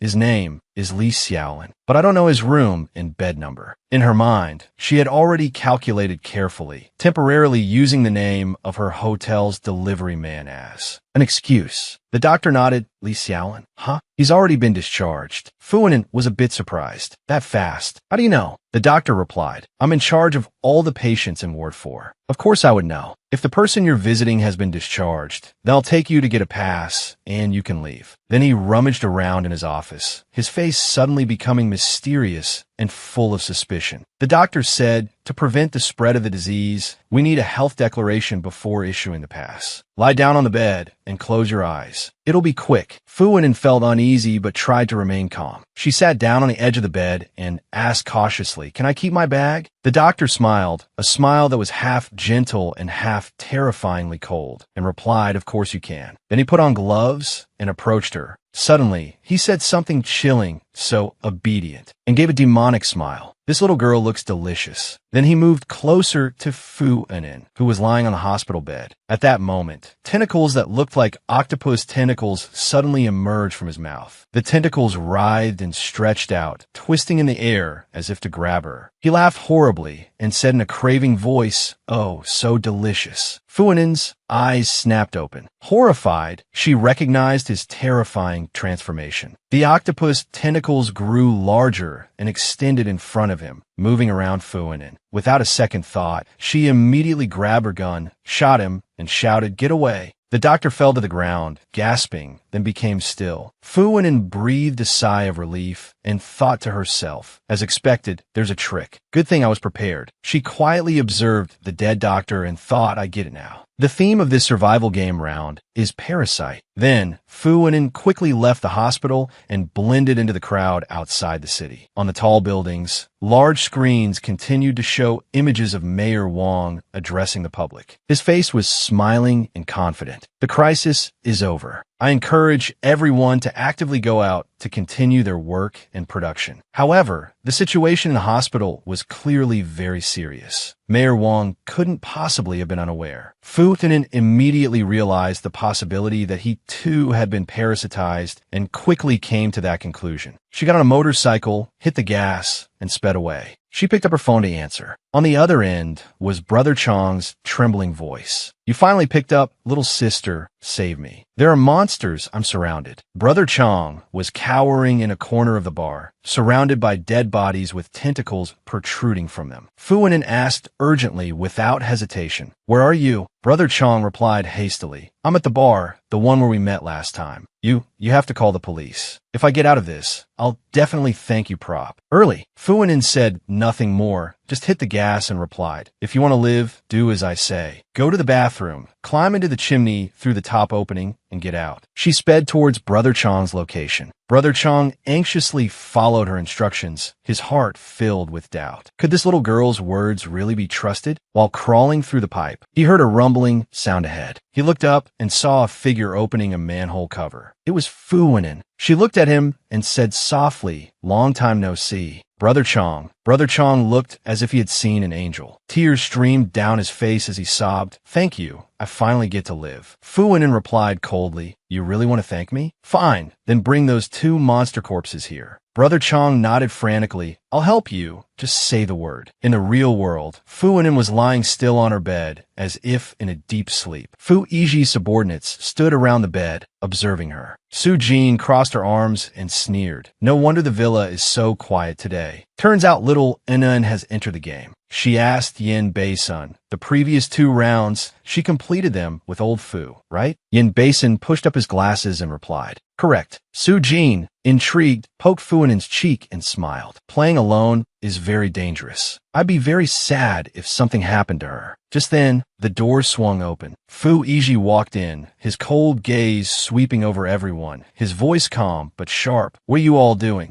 Su Jin pointed at Fu Wenin, her voice full of concern and worry. "Sir, everyone sees Fu Wenin as a little sister. This time, she entered the game alone, and out of worry and heartache, everyone came to see her. No one wants to see her suffer." Fu Yiji looked at Fu Wenin sleeping soundly on the hospital bed, his eyes showing a hint of contemplation. As if facing an important decision, he spoke gently, his voice warm yet firm. "She's not a child anymore. When she acts, she has already thought things through very carefully." Then he glanced coldly at Su Jin, his gaze as sharp as a blade, emphasizing between men and women, one must be mindful of distance. Su Jin immediately stood up straight, not daring to say another word, just nodding respectfully. "Understood." Fu Yiji crossed his arms and gestured for the others to leave. His voice was low but full of authority. "Get out." When all the subordinates had left, he was the only one left in the room. The space was strangely quiet. Fu Yiji stood there, staring intently at Fu Wenin, his eyes as if whispering his thoughts. To himself, he reached out and gently pinched her cheek, an act full of affection. His gaze was so gentle it seemed he wanted to protect her from all danger. He said softly, "You'd better come back alive. Sleeping well is actually a good thing." In the other world, Fu Wenin had arrived at Brother Chong's villa, which was filled with experimental equipment. Brother Chong was intently observing the octopus tentacles in the test tubes, his eyes blinking. When he saw Fu Wenin sniffle, he instinctively turned around with a look of concern. "Little girl, what's wrong? Did you catch a cold?" Fu Wenin shook her head and replied soberly, "No, it's just the smell of smoke." "Have you found a way yet?" Brother Chong looked at the 5 test tubes containing the octopus tentacles coiled inside the glass tubes, his eyes revealing confidence. "These 5 test tubes will definitely be enough for your experiment." Fu Wenin smiled, quickly stood up, and warmly shook his hand, her face full of satisfaction and gratitude. "That's great. Thank you, Brother Chong." Let's cooperate again if there's a chance in the future. Brother Chong replied with a hint of worry in his pensive voice. All right. Then Fu Anin returned to the hotel. As she neared her room door, a man suddenly rushed out from inside, his face pale, frantically screaming for help. Help me, save my life. This man was infected with a parasite. From his mouth, octopus tentacles poured out like horrifying maggots, chasing him at a terrifying speed. Fu Anin immediately took action, kicking the parasite-infected person back into the room. Then she drew a gun from her waist, her actions as fast as lightning, shot the parasite-infected person, causing him to fall as blood splattered everywhere. She shut the door tightly and said in a cold, low voice, "Let me handle this." After dealing with it, she returned to the hotel room and saw the man still trembling, cowering beside the sofa, his eyes filled with fear but also surprise as he looked at Fu Anin. She put on a mask, walked over to him, and told him to open his mouth. The man immediately opened his mouth, as if he couldn't wait another second. Fu Anin observed carefully, then spoke gently, "You don't need to worry too much." After finishing his observation, the man breathed a sigh of relief, his eyes filled with a bit of suspicion. "Got a player?" he asked, his voice still trembling. "That I'm really scared. If you can help me get out of this game, I'll give you 200,000. Fu Anin was taking off her mask. When she suddenly heard him say this, she immediately became vigilant, her gaze turning sharper. He might also be a player, but am I really going to be moved by just that little bit of money? She thought to herself, but still decided to take him with her. Then she approached, grabbed the man's shoulder, her expression serious, her eyes showing no mercy.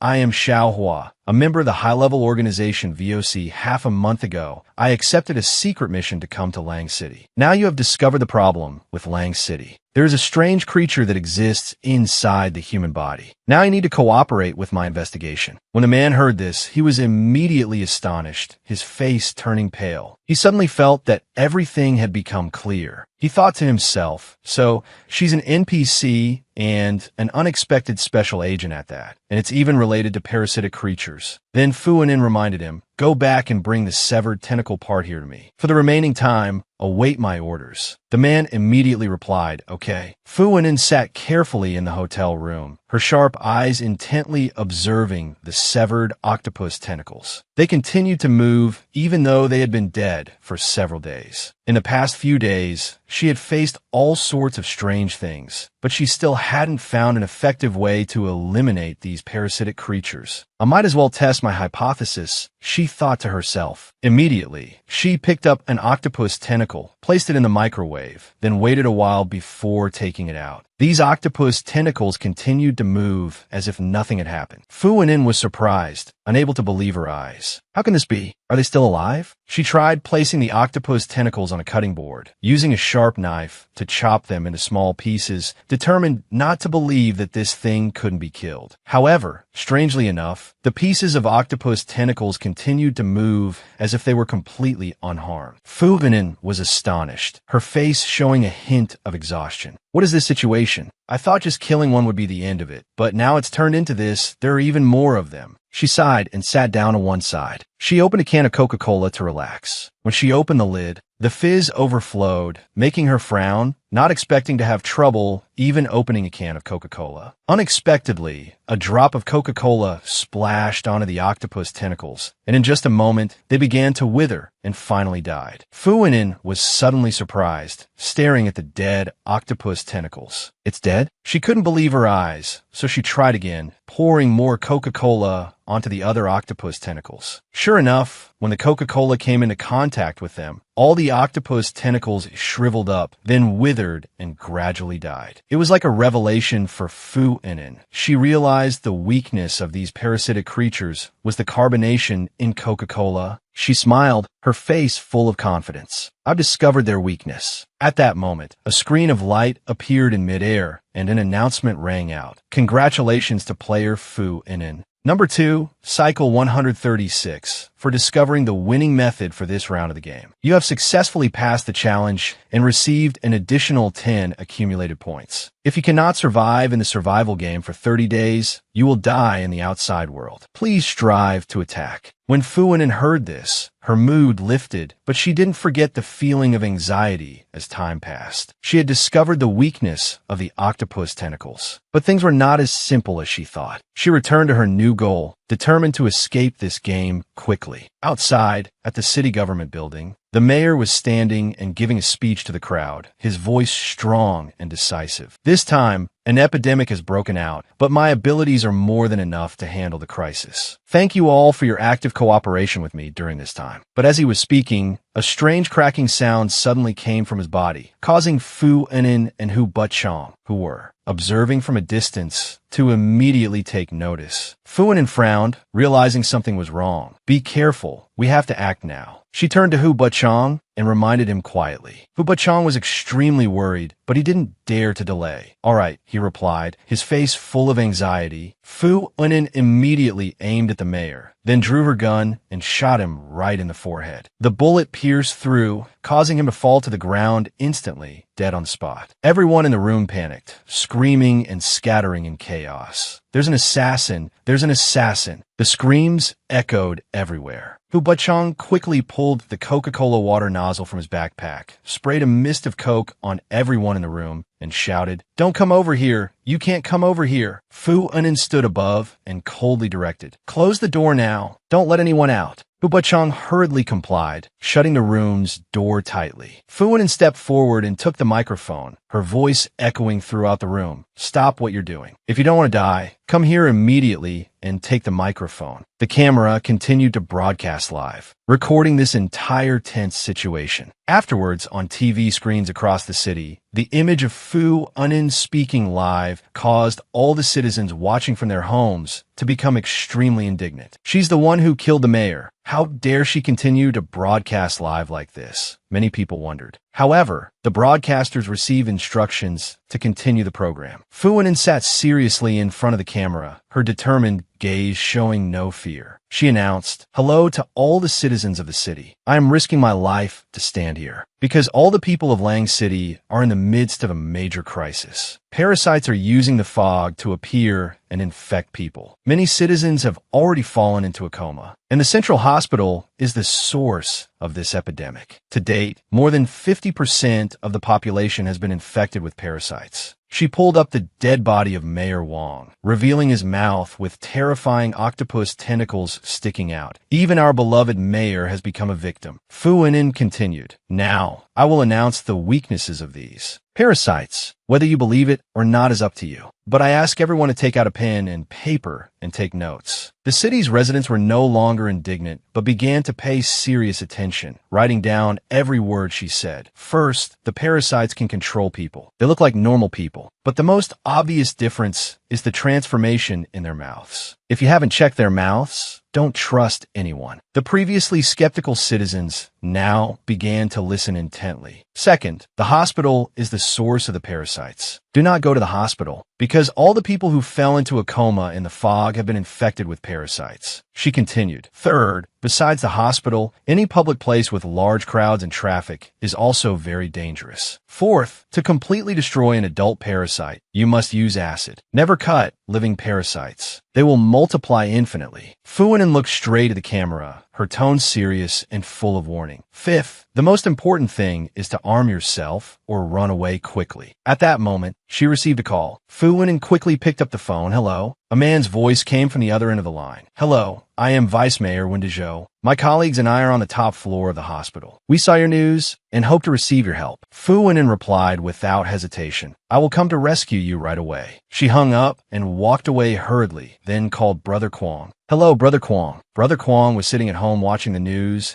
and immediately got excited. "Hello, little sister. I just saw the news. You're really amazing." Fu Enin chuckled lightly and replied, "We can talk about old times later. Right now, I need your help with something important." Brother Kwong agreed immediately. "Okay, I'll help you." After the call ended, Fu Hunin turned to Hu Bachong and said, "Let's go. We're heading to the ventilation duct." Hu Bachong looked at her, confused. "What are you planning to do?" Although he didn't quite understand, he still followed her. The two of them moved stealthily through the ventilation duct to a nearby office. Fu Hunin seriously reminded him, "Remember to be quiet." Hu Bachong nodded but wasn't paying attention and didn't realize that behind him, an octopus tentacle was slowly emerging. They continued to move quickly. Fu Hunin silently observed the people infected by the parasites. These parasites reacted very quickly and began to attack when they detected an intrusion. She hurriedly reminded Hu Bachong, "Get ready to cooperate with me." At the same time, she had mentally prepared herself to act immediately. Suddenly, a scream rang out. Fu Hunin turned around immediately and discovered Hu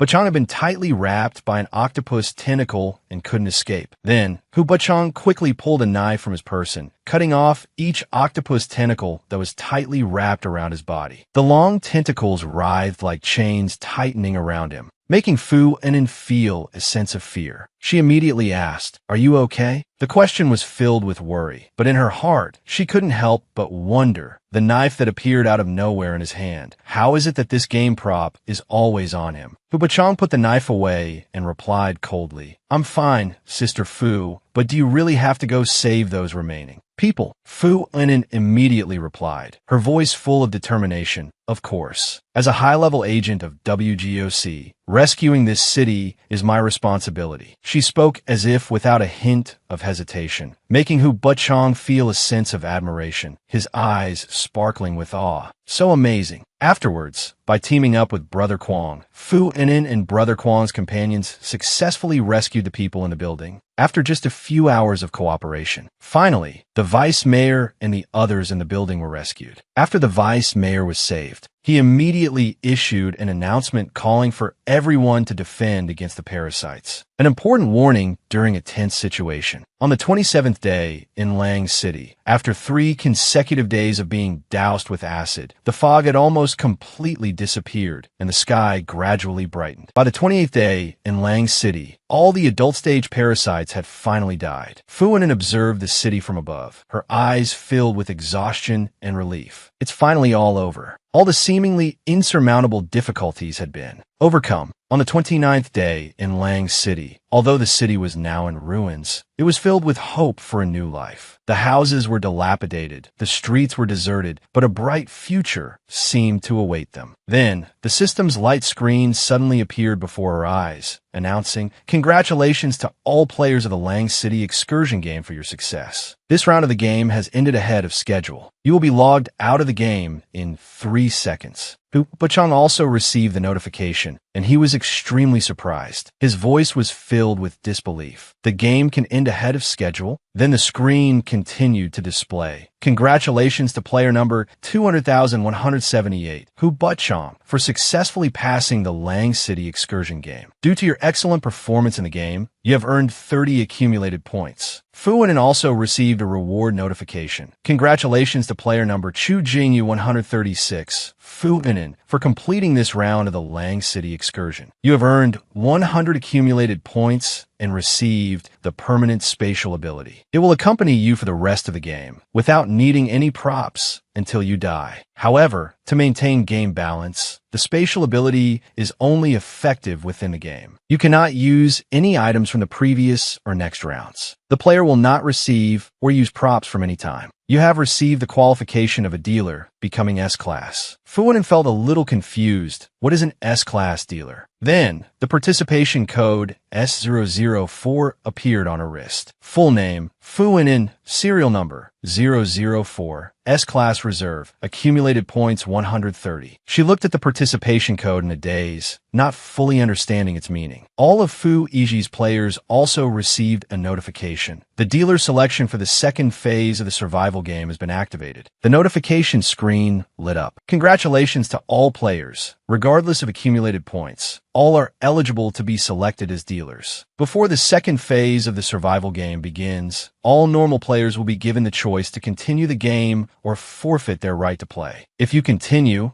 you will become an official dealer. If you fail, you will return to your original state and in reality, die, losing your eligibility to be a dealer and logging out of the game. Then, on the screen, everyone received a notification with the choice to continue or quit. Fu Wenin intended to press the quit button, but unexpectedly, she pressed it several times with no reaction. Fu Wenin felt confused. Why was there no response? It turned out the system had prompted her. You are a special player. You cannot log out of the game. Fu Wenin cried in frustration. Boo-hoo. She couldn't understand the situation. Then the game notification continued to display. Survival game level up initiated. Except for the players in the game's progression, the remaining players cannot participate in the game upgrade until the game upgrade is completed in the real world. Finally, Fu Wenin woke up, opening her eyes in surprise. Have I returned? Is it because I leveled up the game? She sat up happily, no longer feeling inferior to the big boss anymore. Now she could be everyone's boss. She felt a surge of confidence, a great change in herself, a clear sign of growth. Downstairs, Fu Yiji and his subordinates were in a discussion when they suddenly heard footsteps from the stairs. Everyone in the room turned their heads to look. Fu Wenin was finally awake. Su Qin asked curiously, Anin's awake? The villa has an elevator. Why did you walk down from the 4th floor? Fu Wenin's legs felt like jelly, but she pretended everything was fine and replied, I was lying down for too long, so wanted to get some exercise. Fu Yiji frowned and turned to ask, you chose to log out of the game? Fu Wenin replied, no. Did you guys log out? Yin Basin smiled and told her, we didn't either. Come sit over here. Unexpectedly, Fu Yiji coldly pulled out the chair next to him, gesturing for her to sit there. Fu Wenin was surprised and thought to herself, the spot next to the big boss? The best seat in the house. She quickly sat down beside him. The atmosphere in the room became tense and serious. Fu Wenin thought, I'll reveal my strength in a little while for everyone to see. Everyone had received the new information from the game, and their minds started turning. Fu Yiji spoke up. Yin Basin pushed up his glasses and replied, we just discussed it. The game suddenly started a new phase, but we don't know for what reason or what conditions were met for the next game upgrade. The game will select dealers from all the players. Su Qin asked curiously, what does dealer mean? Is it related to dealers in real life? Su Tian replied, while typing on his computer, I think we need to find out why the game leveled up. It could be that we accumulated to a certain level and actively triggered it. Or it could be because some player did something to level it up. Fu Wenin immediately raised her hand and declared,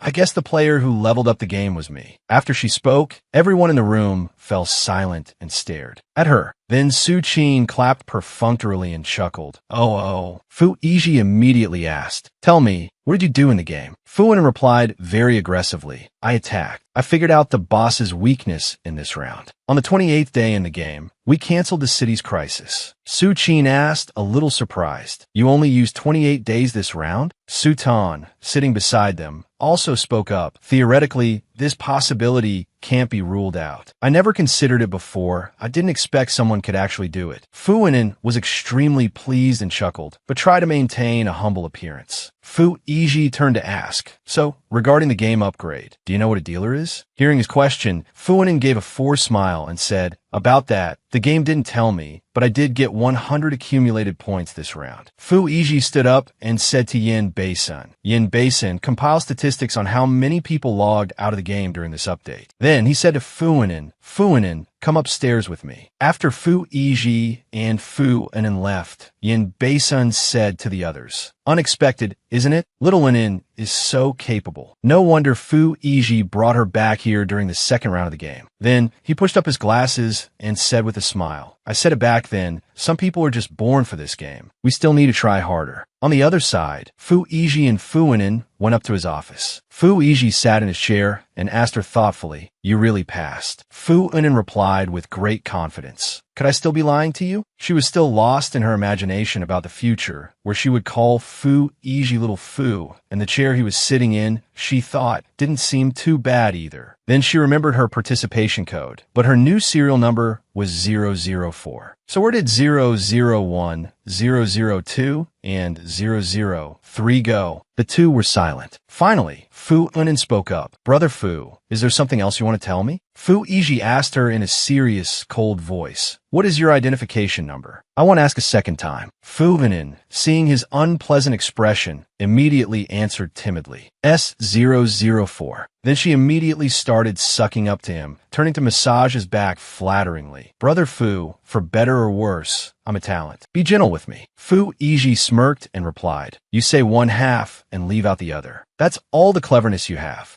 Fu Wenin leaned in and asked, Brother Fu, are you also an S-Class reserve? So there have been a total of 4 S-Classes until now. Fu Yiji looked straight into her eyes and replied, Player number 004. Is that information hard to guess? Fu Wenin thought for a moment and replied, not hard to guess. I just thought I was going to become a big shot. I was too excited. I didn't think that Boss Fu would always be Boss Fu. Then she immediately asked curiously, Brother Fu, so what's your number? Fu Yiji silently took out a carefully locked wooden box and replied, it's not important. Then he told her to hold out her hand. Fu Wenin immediately held out her hand to him. Fu Yiji took a bracelet from the box and put it on her wrist, then put the other one on his own. Fu Wenin asked in surprise, what is this? Fu Yiji put the remaining bracelet on his own wrist. Seeing this, Fu Wenin was extremely surprised and thought to herself, a couple's bracelet? Boss Fu, what's the meaning of this bracelet? Then the notification screen displayed, binding successful, continues to glow, unidentified item, detected conditions met, will be activated upon game restart. S-Class potential owner, Fu Yiji. Fu Wenin was extremely surprised and exclaimed in her heart, it's actually a game item. Could this bracelet be a clearance reward that Boss Fu received? Fu Wenin was deeply moved,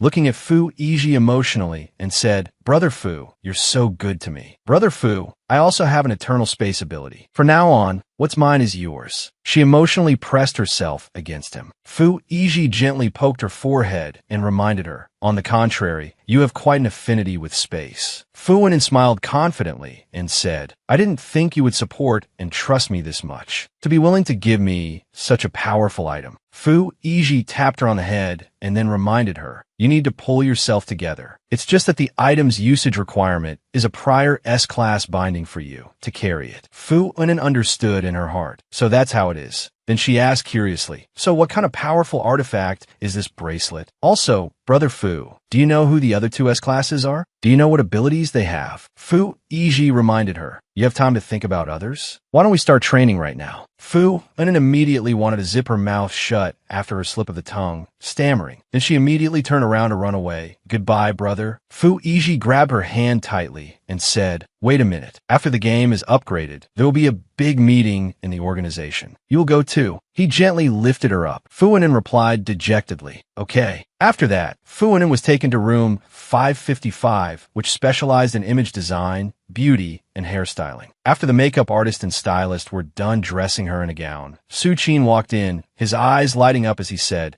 if I didn't know what Little Wenin was really like, even my heart would be moved. Fu Wenin said, Brother De Chong, if your heart doesn't beat, that means you're dead. Su Qin stammered, looking at her with a trembling expression as he asked, What did you call me? Fu Wenin thought to herself, I'm done for. I carelessly called him by the nickname I gave him. Then, Fu Yiji, having changed into an impeccably elegant suit, walked out and said, Are you ready? Fu Wenin turned her head and called out in a clear voice, Brother Fu. Fu Yiji was taken aback by her radiant beauty. His eyes flickered, unable to hide his astonishment. He said softly, This is our Inen. Fu Wenin turned back, her eyes like 2 bright gems, dazzling under the lights. Brother Fu, you're so handsome. Her heart pounded fiercely. As soon as the words left her mouth, the surrounding atmosphere suddenly became warm and a little awkward. Suddenly, Su Qin interjected with a mischievous smile, Brother Fu, Little Inen is so beautiful, right? Although Fu Yiji tried to remain calm, he couldn't hide his surprise. He replied with a slight smirk, Very beautiful, but don't dress like this next time. His voice was a bit strict, but still full of hidden meaning. Then he turned and walked away, but his wandering gaze still fell on her. When everyone was ready, the two got into the car. The space around them was silent, with only the sound of the engine whizzing by. At the party, Fu Yiji was surrounded by people, with no shortage of admiring glances, while Fu Anin stood from a distance, nibbling on a piece of cake and whispering in her mind. As expected, Boss Fu is an unattainable ice prince. He's a tribulation for all mankind. She felt Fu Yiji's undeniable charm. Then she turned to ask Su Qin, who was standing beside her. "Dechang,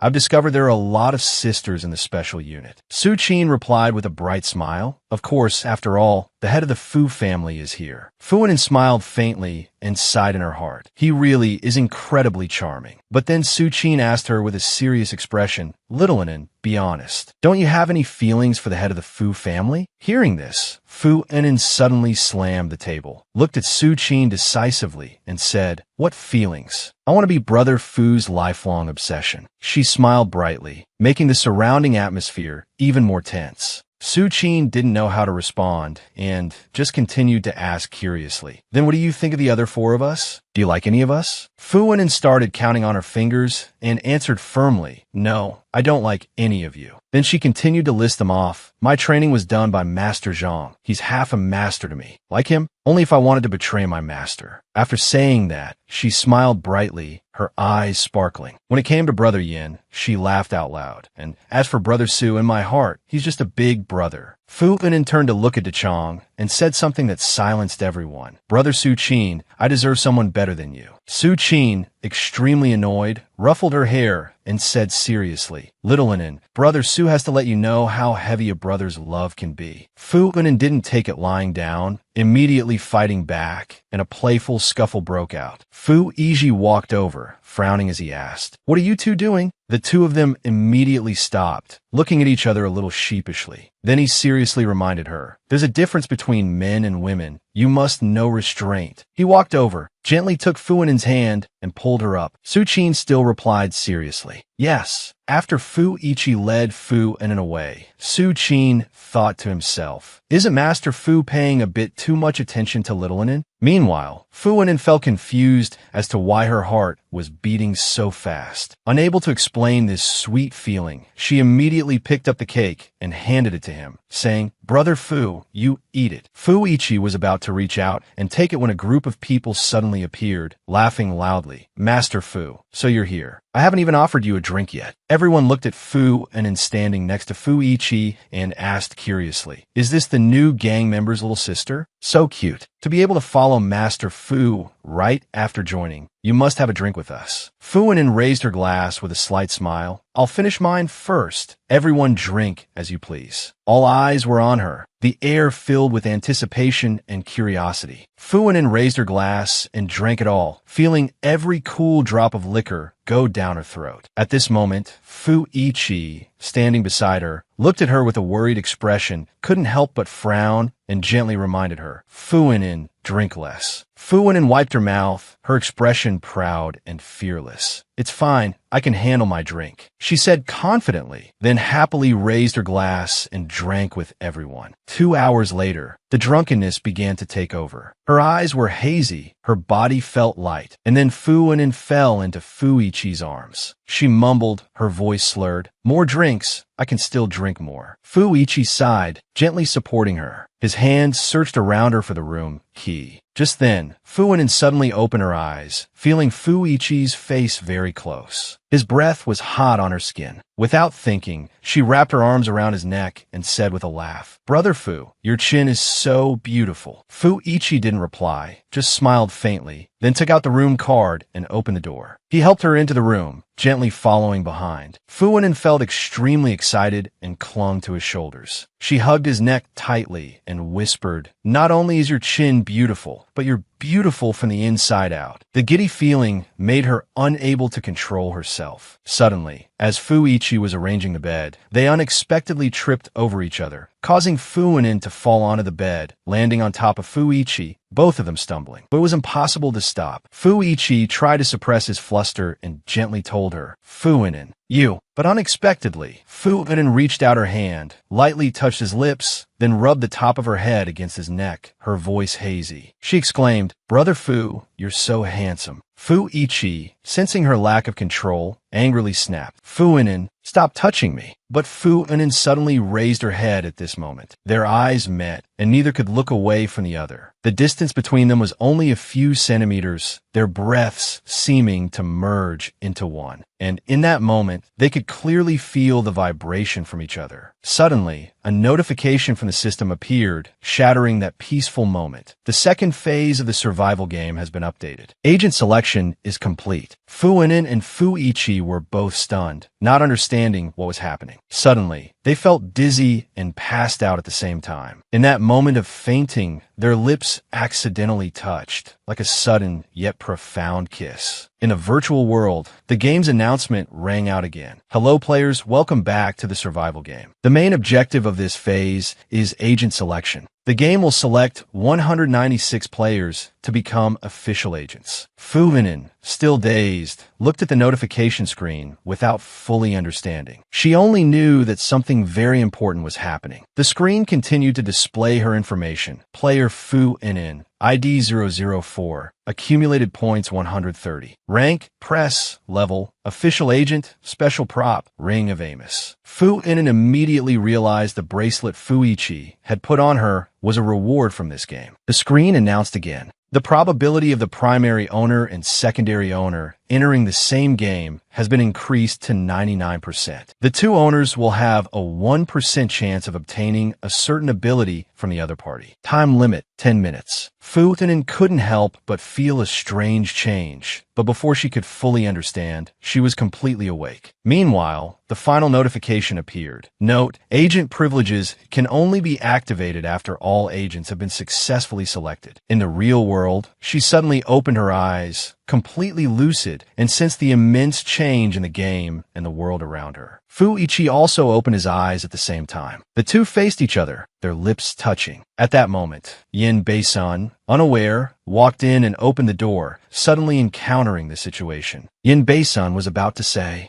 "Mr. Fu," when he immediately turned around and covered his face. "Mr. Fu, I didn't see anything." Fu Ichi propped himself up, trying to remain calm, and said, "The game has been updated. Inform everyone that there will be a meeting in 10 minutes. Yin Bei-sun nodded repeatedly, then knocked on the door again. Fu Anin was now sober again. She held her head and cried out, "Ah, a drunken mistake. What did I do?" Then she recalled how she had hugged Fu Ichi while drunk and praised his good looks. "Oh, I've really defiled him. I should just die. Brother Fu, let me just go die." Seeing her with her head down, Fu Ichi gently patted her head and reminded her, "Remember the meeting." Fu Anin looked up and replied, "Okay," after which he left for a bit. Fu Anin was extremely worried. Hearing Fu Ichi's voice sound so normal, did he not intend to punish her? She quickly wiped her tears. "No matter what, I must never drink again." After entering the meeting room, Fu Anin sat extremely far away from Fu Ichi. Everyone else sat on the same side as Fu Ichi, while she sat on a completely separate side by herself. Su Qin found this strange. "Little Anin, why are you sitting so far away?" Fu Ichi was staring at her. Fu Anin pretended to be cheerful and said softly, "It's cooler here." Although Yin Bei-sun had seen through everything, he said nothing. He just reminded them, "Ahem, time is short. Let's start the meeting." Su Tian brought the computer over for Fu Ichi to see the announcement. "Mr. Fu," after the game was upgraded, the forum's announcement page was also updated on the screen, displaying the requirements for agent selection. 1. Only reserve dealer players are eligible for selection. 2. Reserve agents must reach a level to have a chance to become an official dealer. 3. At the end of the second phase of the game, if there are more than 196 A-rank reserve agents, the 196 players with the highest scores will be selected. For players participating in the second phase of the game will have a small probability of becoming a reserve player, except for those who chose to quit the game in the previous phase. Strive to become an official agent. Fu Anin also stood up and walked towards Su Tian to observe the game's announcement. The screen was divided into 5 levels. A level, 200 points and above. B level, 151 to 200 points. C level, 101 to 150 points. D level, 51 to 100 points. E level, 10 to 50 points. After reading it, she seemed to understand. So this is how the previous points and levels are used. Someone spoke up and asked, "There's a high score list on the forum. There are only 9 A-level players. Do you guys have enough points?" Yin Bei-sun pushed up his glasses and replied, "I'm ranked 3rd, so that's enough." Su Tian shook his head and sighed. "I'm still 30 points short of a level." Su Qin held up his phone to the board. "I'm ranked 24th. Still not enough. Zhang Xinqing replied that I'm barely a level. Su Qin suddenly remembered and pointed at Fu Anin.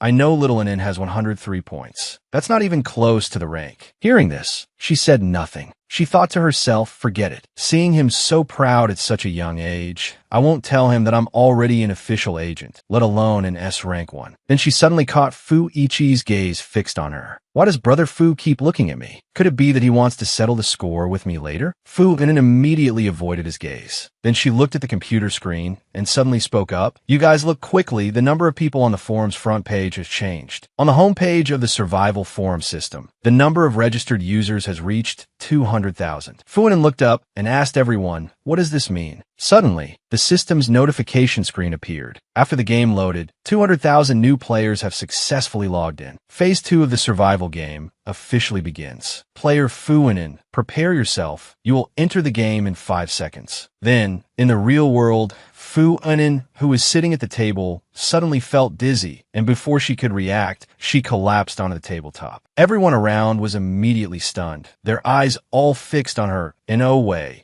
did Uncle Fu and little Anin enter the game at the same time again. A silence fell over the room. Before anyone could say anything, the system notification screen suddenly appeared, exclusively for Fu Anin. Hello, dear players. Congratulations on your return to the survival game. In this room, there are 50,000 NPCs and 999 players participating with you. Strive to survive for 30 days. You will receive 20 new points. If you die or try to escape in the game, you will die in reality. Additionally, players will receive an extra 10 points for each reserve player they eliminate in the game. The system would like to introduce you to ways to collect more points. The system screen continued to light up, displaying the words, Current game round, This Love and Death. Fu Anin began to slowly step into the game world. In her hand was a strange card, Love Town, December 8th, the biggest love festival ever. You are still single. A town named Land of Eros. Fu Anin thought to herself, whoever wears this bracelet has a 99% chance of entering the game at the same time. Am I here again this time? She unintentionally recalled the moment she and he kissed and thought to herself, oh God, let's just skip that part. Now is not the time to think about this. The most important thing now is to gather information. I absolutely can't just keep tagging along behind Brother Fu. She entered a hotel and rented a room. The receptionist greeted her warmly. Miss, are you visiting our love town alone? The Eros Love Festival is in just 8 days. Many single men and women will be participating. You can join in. Fu Anin took the room card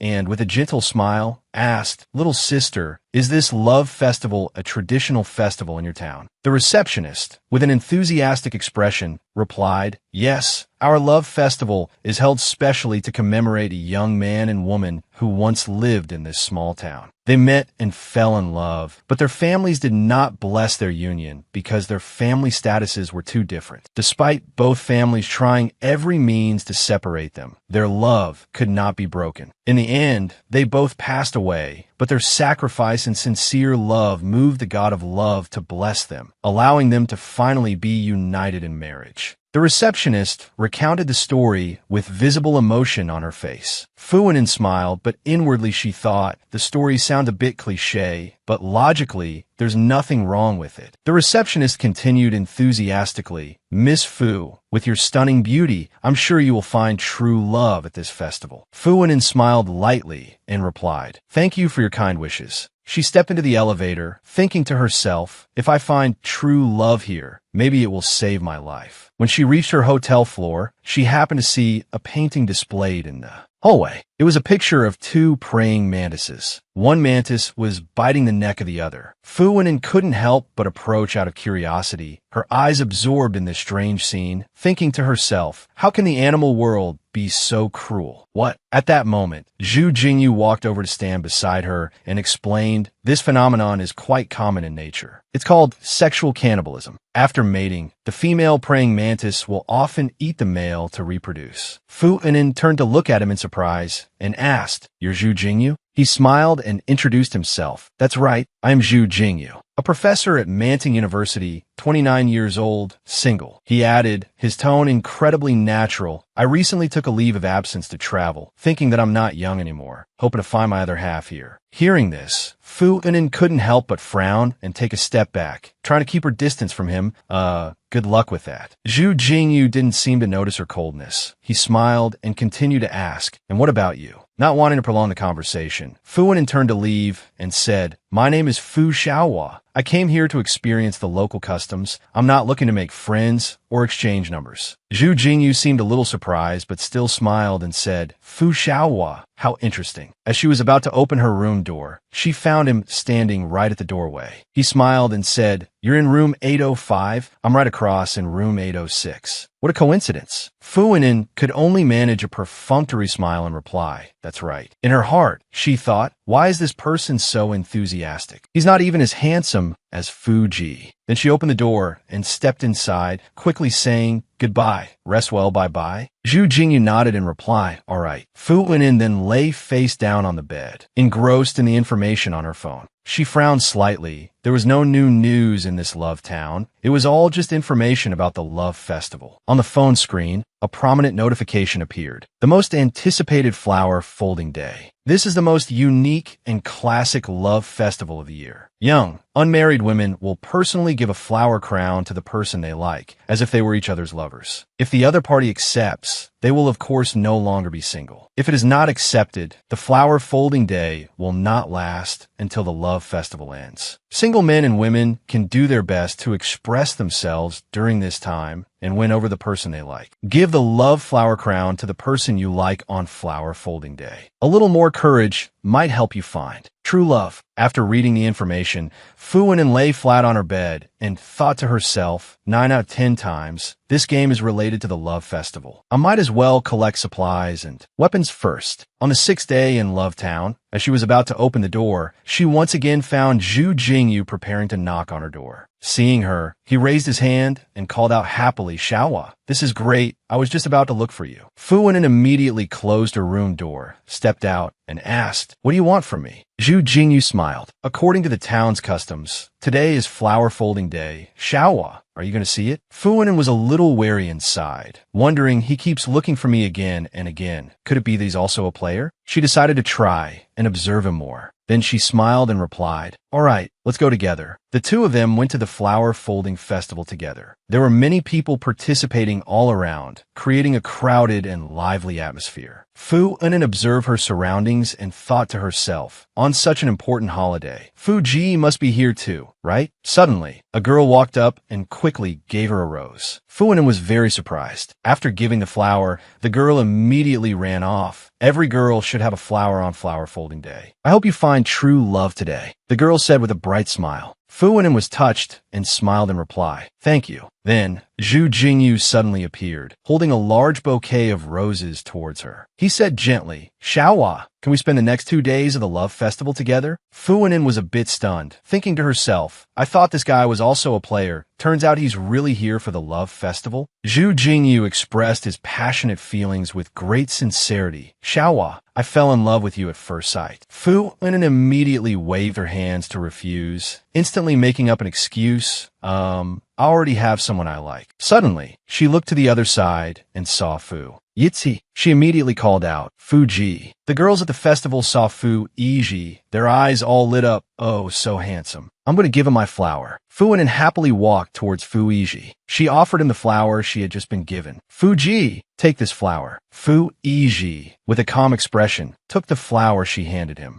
causing the surrounding girls to sigh in regret. Oh, so he already has a girlfriend. What a pity. They murmured with sad expressions. Fu Unin observed his expression. Seeing his annoyed look, he must have been pestered by other girls for a long time. Already, Fu Unin moved closer to him and whispered, Fu Ji, your charm is really something. Suddenly, Zhu Jingyu appeared and asked sadly, Xiaohua, is this the person you like? Fu Unin didn't falter immediately replying with very firm words, "This is my brother." She angrily pulled on Fu Yiji's sleeve to leave the crowd. "Fu Ji, let's get out of this troublesome place quickly." While she wasn't looking, Fu Yiji's sharp gaze swept over Zhu Jingyu, startling him, as if he had understood something. He began to realize this man clearly had feelings for Xiaohua. Afterwards, the two of them sat down for afternoon tea at a CA.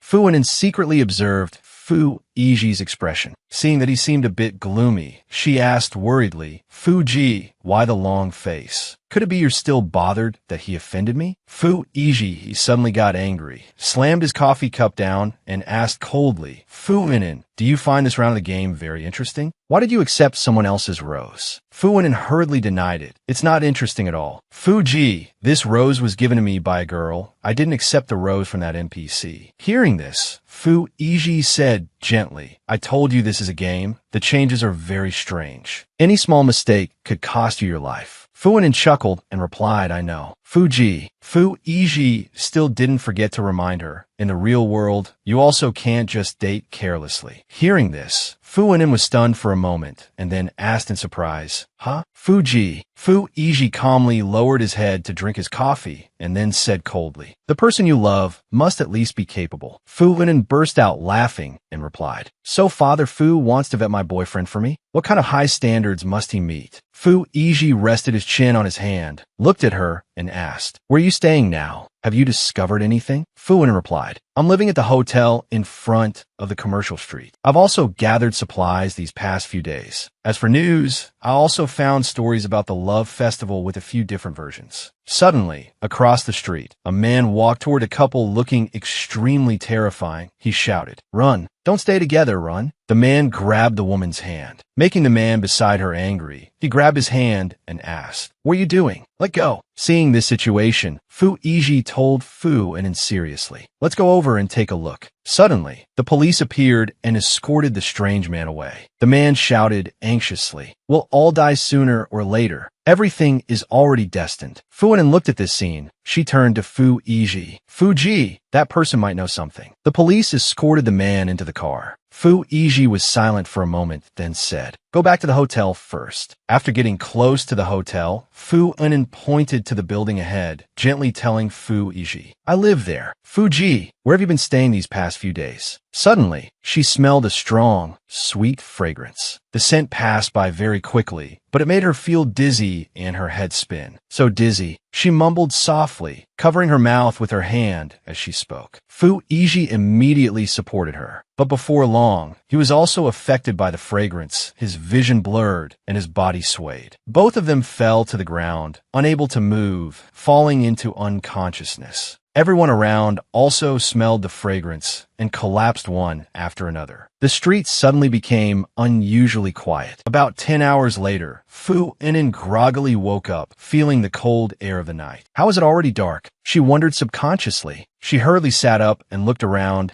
but only saw silence and not a single person. "Fu Ji, wake up," she called out worriedly. Her eyes panicked when she saw Fu Yiji still lying motionless. Without hesitation, she helped him up and took him back to the hotel room. Fu Wen went to the window, her gaze sweeping over the street below. She saw two girls supporting each other as they walked forward, making her wonder, someone else is awake. She asked herself, but then she felt it was strange. Why are they girls? Looking back at Fu Yiji, she thought worriedly, Father Fu will be all right, won't he? At night, she took out a mattress, spread it on the floor, and slept there, while Fu Yiji still hadn't woken up. The next morning, a knock on the door woke her. Fu Wen woke with a start and asked softly, "Who is it?" When she opened the door, she saw two girls standing outside, their faces joyful and their eyes bright. "This is great. Someone on this floor has woken up too," one girl said happily and took her hand. "Everyone is in a coma. We've organized a small rescue team to help the injured. Will you join us?" Fu Wen thought for a moment, then nodded. "I agree." "Sister, are there any men in our rescue team who have woken up?" The other girl replied worriedly, "No, they're all girls. But besides the ones in a coma, everyone else is fine." Fu Wenin thought for a moment, a glint of suspicion in her eyes. "All the boys are still not awake. It seems I'm not the only one who's noticed this." Then she gripped the other girl's hand and said with a sincere look, "If any boys wake up, you must let me know. My brother is also in a coma." The other girl nodded hurriedly, "No problem." On the 7th day of the survival game, all the girls in the rescue team were taking care of those in a coma. Fu Wenin sat beside Fu Yiji, anxiously feeding him water, feeling scared in her heart. Did he eat anything before he fainted? If he doesn't wake up, he'll starve to death. Suddenly, a message appeared on her phone. It was a notification from the rescue team. "A man has woken up at my location." After receiving the message, Fu Wenin hurriedly called the girl from the rescue team to ask about the boy's condition. The other girl replied, "That's right, all the girls in town have woken up. I'm guessing the boys are waking up too." Fu Wenin couldn't help but ask immediately, "How many have woken up?" The other girl calculated for a bit and said, "There are 3 people so far," but before she could finish, the girl suddenly received another notification and hurriedly said, "Quick, another person just woke up." Then she said, "There are 4 people now. It seems the boys are waking up faster. I can't talk anymore. I'm going to check it out first." Then she immediately hung up. Fu Wenin was lost in thought. The boys have started to wake up, so Fu Ji must have woken up too, right? She couldn't help but worry, but was also secretly happy. By 2 p.m., she received a message. "All the boys here have woken up." Another message also noted, "Same on our side." Fu Wenin did a quick calculation. Each person in the group is in charge of 1 building. Each building has nearly 100 boys. In other words, there are now more than 10,000 boys who have woken up. She couldn't help but feel hopeful. Fu Ji, maybe he'll wake up soon. She continued to sit by the bed, quietly watching Fu Yiji, who was still lying motionless. At 9 p.m., as Fu Wenin was starting to doze off, she received another new message. She opened it and saw that a girlfriend of hers had sent photos of boys sleeping in bed with the caption, "Let's see how these top-tier handsome guys sleep. Maybe they sleep so long because they're too handsome." Fu Wenin scrolled through the photos and was surprised to spot a familiar person, Mie Changfei. As expected, he was also in the game.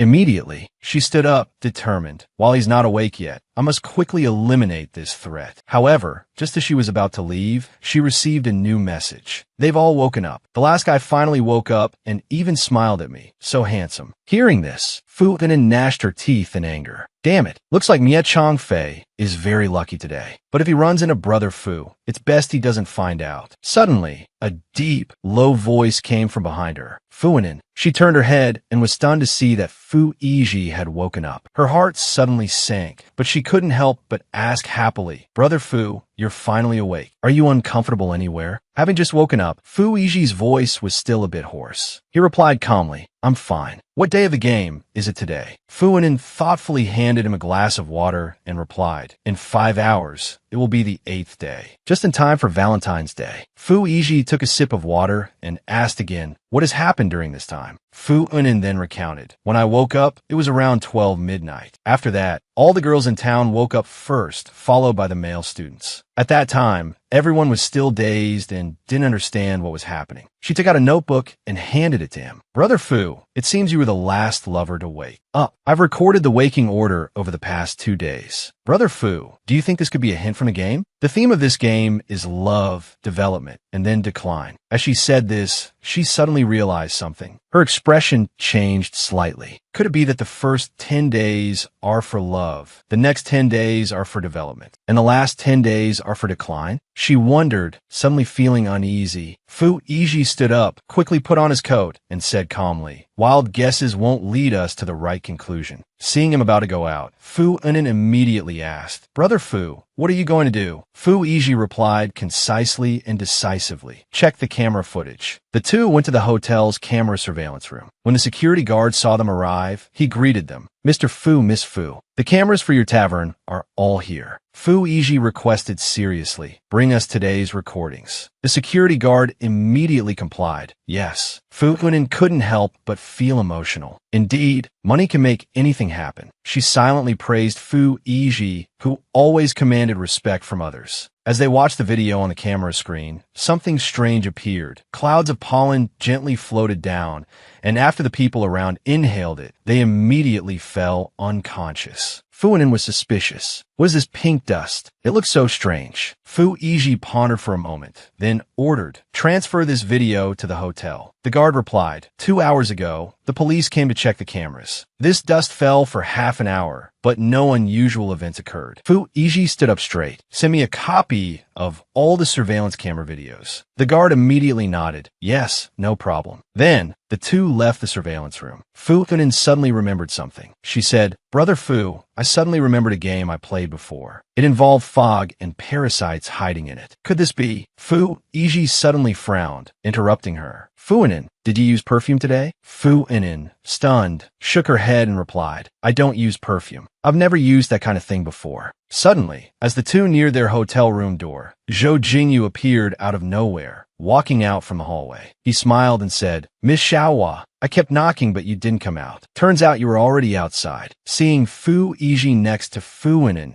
Zhou Jingyu became jealous and asked, "Are you two living together?" Fuinin immediately pulled Fu Yiji's hand, hurriedly turned back to the room, and replied coldly to Zhou Jingyu, "Teacher Zhou, what are you talking about? And I just have a purely platonic brother-sister relationship. You should go now." Zhou Jingyu sniffed the air and spoke again. "Miss Xiaohua, you smell so good." Hearing this, Fu Yiji turned his head, his cold eyes sharp enough to cut. "What did you say?" Fuinin frowned, then turned back and said to him, "Brother Fu, let's go. This person seems strange. Let's not argue with him anymore." She coldly shut the door, not giving Zhou Jingyu a chance to react. Even so, Zhou Jingyu just stood there, his eyes dazed as he thought to himself, "Miss Xiaohua smells so good, really so good." In the evening, as Fuinin lay in bed, she turned quizzically to look at Fu Yiji, who was sitting seriously at his work chair. She asked with a worried look, "Brother Fu, do you think something will happen on Valentine's Day like what happened on the flower folding day?" Everyone fell unconscious for no reason. "It's so scary." Without looking up from his work, Fu Yiji replied nonchalantly, "Let's not talk about the holiday anymore. Tomorrow, the market is holding a general assembly. We'll take the opportunity to visit the prison." Fuinin was surprised. "Visit the prison?" Fu Yiji rubbed the bridge of his nose, his sharp gaze seeming to remind her of something important. "Remember to change your body wash tomorrow. Also, stay a little farther away from that man." Fuinin just hummed in response, but couldn't help but feel confused. What did he mean?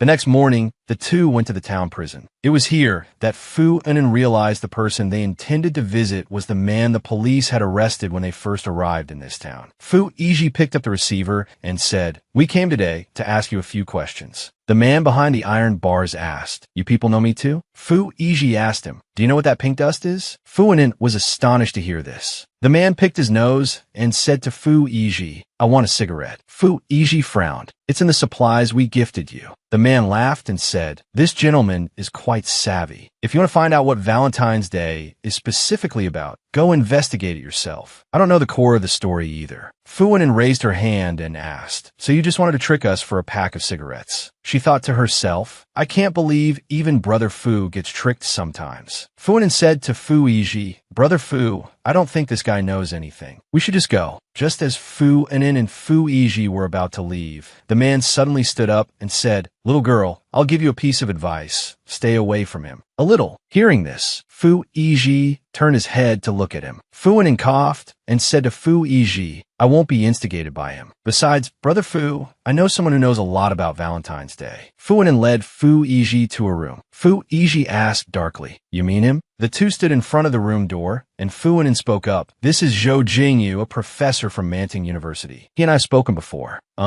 This is all for the sake of clearing the game. Don't mind it, okay?" After saying that, she smiled. At that moment, the door suddenly opened. Zhou Jingyu called out, "Miss Xiaohua, I knew it was you from the scent." Fuinin sniffed herself and asked, "Do I have a scent?" Fu Yiji immediately pulled her behind him, stepping forward warily to ask, "You know the story behind Valentine's Day?" Zhou Jingyu replied, "Of course. I've read all the books about Valentine's Day in the small town's library. The earliest records date back 7 to 10 years ago from an interview with a mayor in the small town. At that time, in the town, there was a young man and woman who were deeply in love, but their families did not approve of them being together. The woman's family even promised her to a rich and powerful local tyrant. On the wedding day, the daughter resisted fiercely, killed the tyrant, and then committed suicide with the man she loved. When the two died, they held deep resentment and cursed the entire small town, and the residents began to slaughter each other. Zhou Jingyu continued sympathetically. Now, after all sorts of commercialization, the content of the story has changed more and more. After hearing this, Fu Wen frowned and thought to herself, isn't that half-month period the most dangerous stage of the survival game? Zhou Jingyu asked her, Miss Xiaohua, it's getting late now. May I ask if I can invite you to have dinner with me? Fu Wen was stunned. Fu Yiji stepped forward and closed the door. That won't be necessary. Then he immediately pulled her away, back inside the room. Fu Wen peeled a shrimp and gave it to Fu Yiji. Brother Fu, you should eat too. This lobster is delicious. He took the shrimp and said, call the hotel and tell them to send another bottle of body wash. Fu Wen held up the bag of body wash. I already had the staff bring them, Brother Fu. Rose scent, cherry scent, pomegranate scent. Which one do you like? She winked at Fu Yiji. Fu Yiji held the shrimp Fu Wen had peeled for him and asked, you're not choosing first? Hearing Fu Yiji's question, Fu Wen pouted and mumbled, I like the strawberry body wash. Isn't that the one you disliked? Hearing this, Fu Yiji put the shrimp down, raised his eyes, and asked her again, you want me to choose? Seeing the change in Fu Yiji's aura, Fu Wen suddenly felt paralyzed. So Fu Wen immediately ran off. Brother Fu, you eat. I'm going to take a shower right now. Seeing Fu Wen flee like that, Fu Yiji fell silent. 2 hours later, Fu Yiji was sitting on the sofa in the living room, scrolling through his phone. After finishing her shower, Fu Wen opened the bathroom door. She came out with only a bath towel wrapped around her. Brother Fu, I'm done showering. Smelling the dizzying fragrance from Fu Wen, Fu Yiji frowned and asked her, you didn't change your body wash? Hearing Fu Yiji say that, Fu Wen sniffed herself and said to him, I did change it, but it's still there. Fu Yiji stood up and said to her, that's fine then. Fu Wen immediately lay down on the sofa and put on her eye mask. That's good then. Brother Fu, I'm going to sleep. You should sleep early too. Then she immediately fell fast asleep. Seeing this, Fu Yiji sighed, patted her head, and said, sleep well. At this time, in another place, a girl was running and shouting, help, save me. The man behind her was still chasing her. She screamed in fear, what are you doing? Stop following me. The man ran up and said, Lily, you smell so good. I like you so much. Then he pounced and kissed the girl's neck. The girl screamed in fear. You calm down a little. The next day, Fu Yiji and Fu Wen were watching the news. A news report was being broadcast. In a dark alley on Yeoman Street, a dead body was found. The killer's methods were cruel. The police have identified a suspect and made an arrest. At this moment, Fu Wen heard a message notification and picked up her phone. Someone had sent a message. It's too terrifying. The victim was bitten to death. The throat was torn out, and the head and body were only connected by the spine. It's extremely twisted. The photo showed a man being arrested by the police. The man's mouth was still uttering, Lily, I love you. Lily, I love you. Fu Wen suddenly smelled something. So she turned to ask Fu Yiji, Brother Fu, do you smell scent? Fu Yiji couldn't smell it and turned to ask her, what scent? Fu Wen suddenly moved closer to him and said, it's very pleasant, like winter after the snow has fallen. Very comforting, very captivating. Fu Yiji suddenly backed away, putting a large distance between himself and Fu Wen, and said to her, I can't smell it, but the scent on your body is getting stronger. Hearing Fu Yiji mention again that the scent on her was stronger, Fu Wen was startled and sniffed herself again. But she couldn't smell anything too strong, so she turned to ask Fu Yiji again. Pomegranate flavor. Fu Yiji shook his head and said to Fu Wen,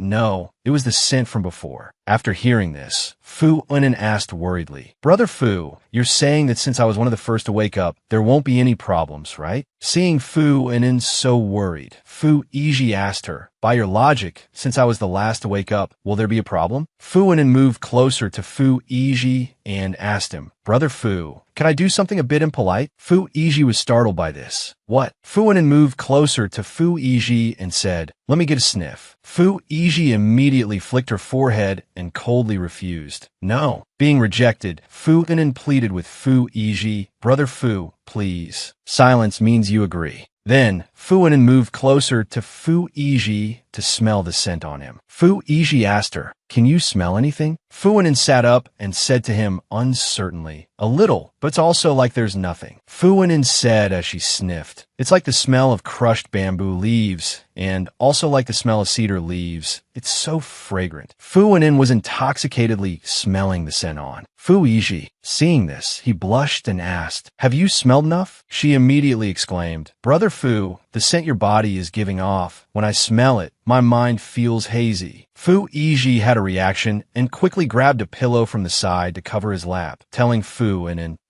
Fu Anin was confused and asked, Brother Fu? Fu Anin wondered to herself, why did Brother Fu suddenly hug a pillow to cover his lap? Survival game, day 14. An announcement on the TV. This is the 28th murder case in town. The successive homicides have caused extreme panic among the residents. Fu Anin, wearing a mask, asked, Brother Fu, do you think the recent deaths are all related to the scents? Your scent is getting stronger now. The mask can barely block it anymore. Fu Yiji, scrolling on his phone, said, in the natural world, there exists a type of moth with an alluring gland. After maturing, it will attract the opposite sex too. Mate, she asked in surprise. Mate, so the problem in this round is lethality, right? She stood up and said pensively, Brother Fu, do you think there could be a Valentine's Day Incident 3.0? Survival game, day 15. Fu Yiji and Fu Anin went to the library. Fu Anin said to the librarian, hello, we'd like to find the latest materials related to Valentine's Day. The librarian, who was reading a newspaper, ignored the two and replied indifferently. Area A, second floor. All materials related to Valentine's Day are there. Fu Anin slapped the newspaper out of the librarian's hand and said, Sir, we've already seen the version from 17 years ago. We need materials that are even older. Hearing this, the librarian lost his patience and crossed his arms. The library only has this much. There are no older materials. Fu Yiji held up a sign and said, if we neglect our mission because of your games and complain to the HR department that you disrespected the player's cause, what do you think the result will be? You're about to reach retirement age, aren't you?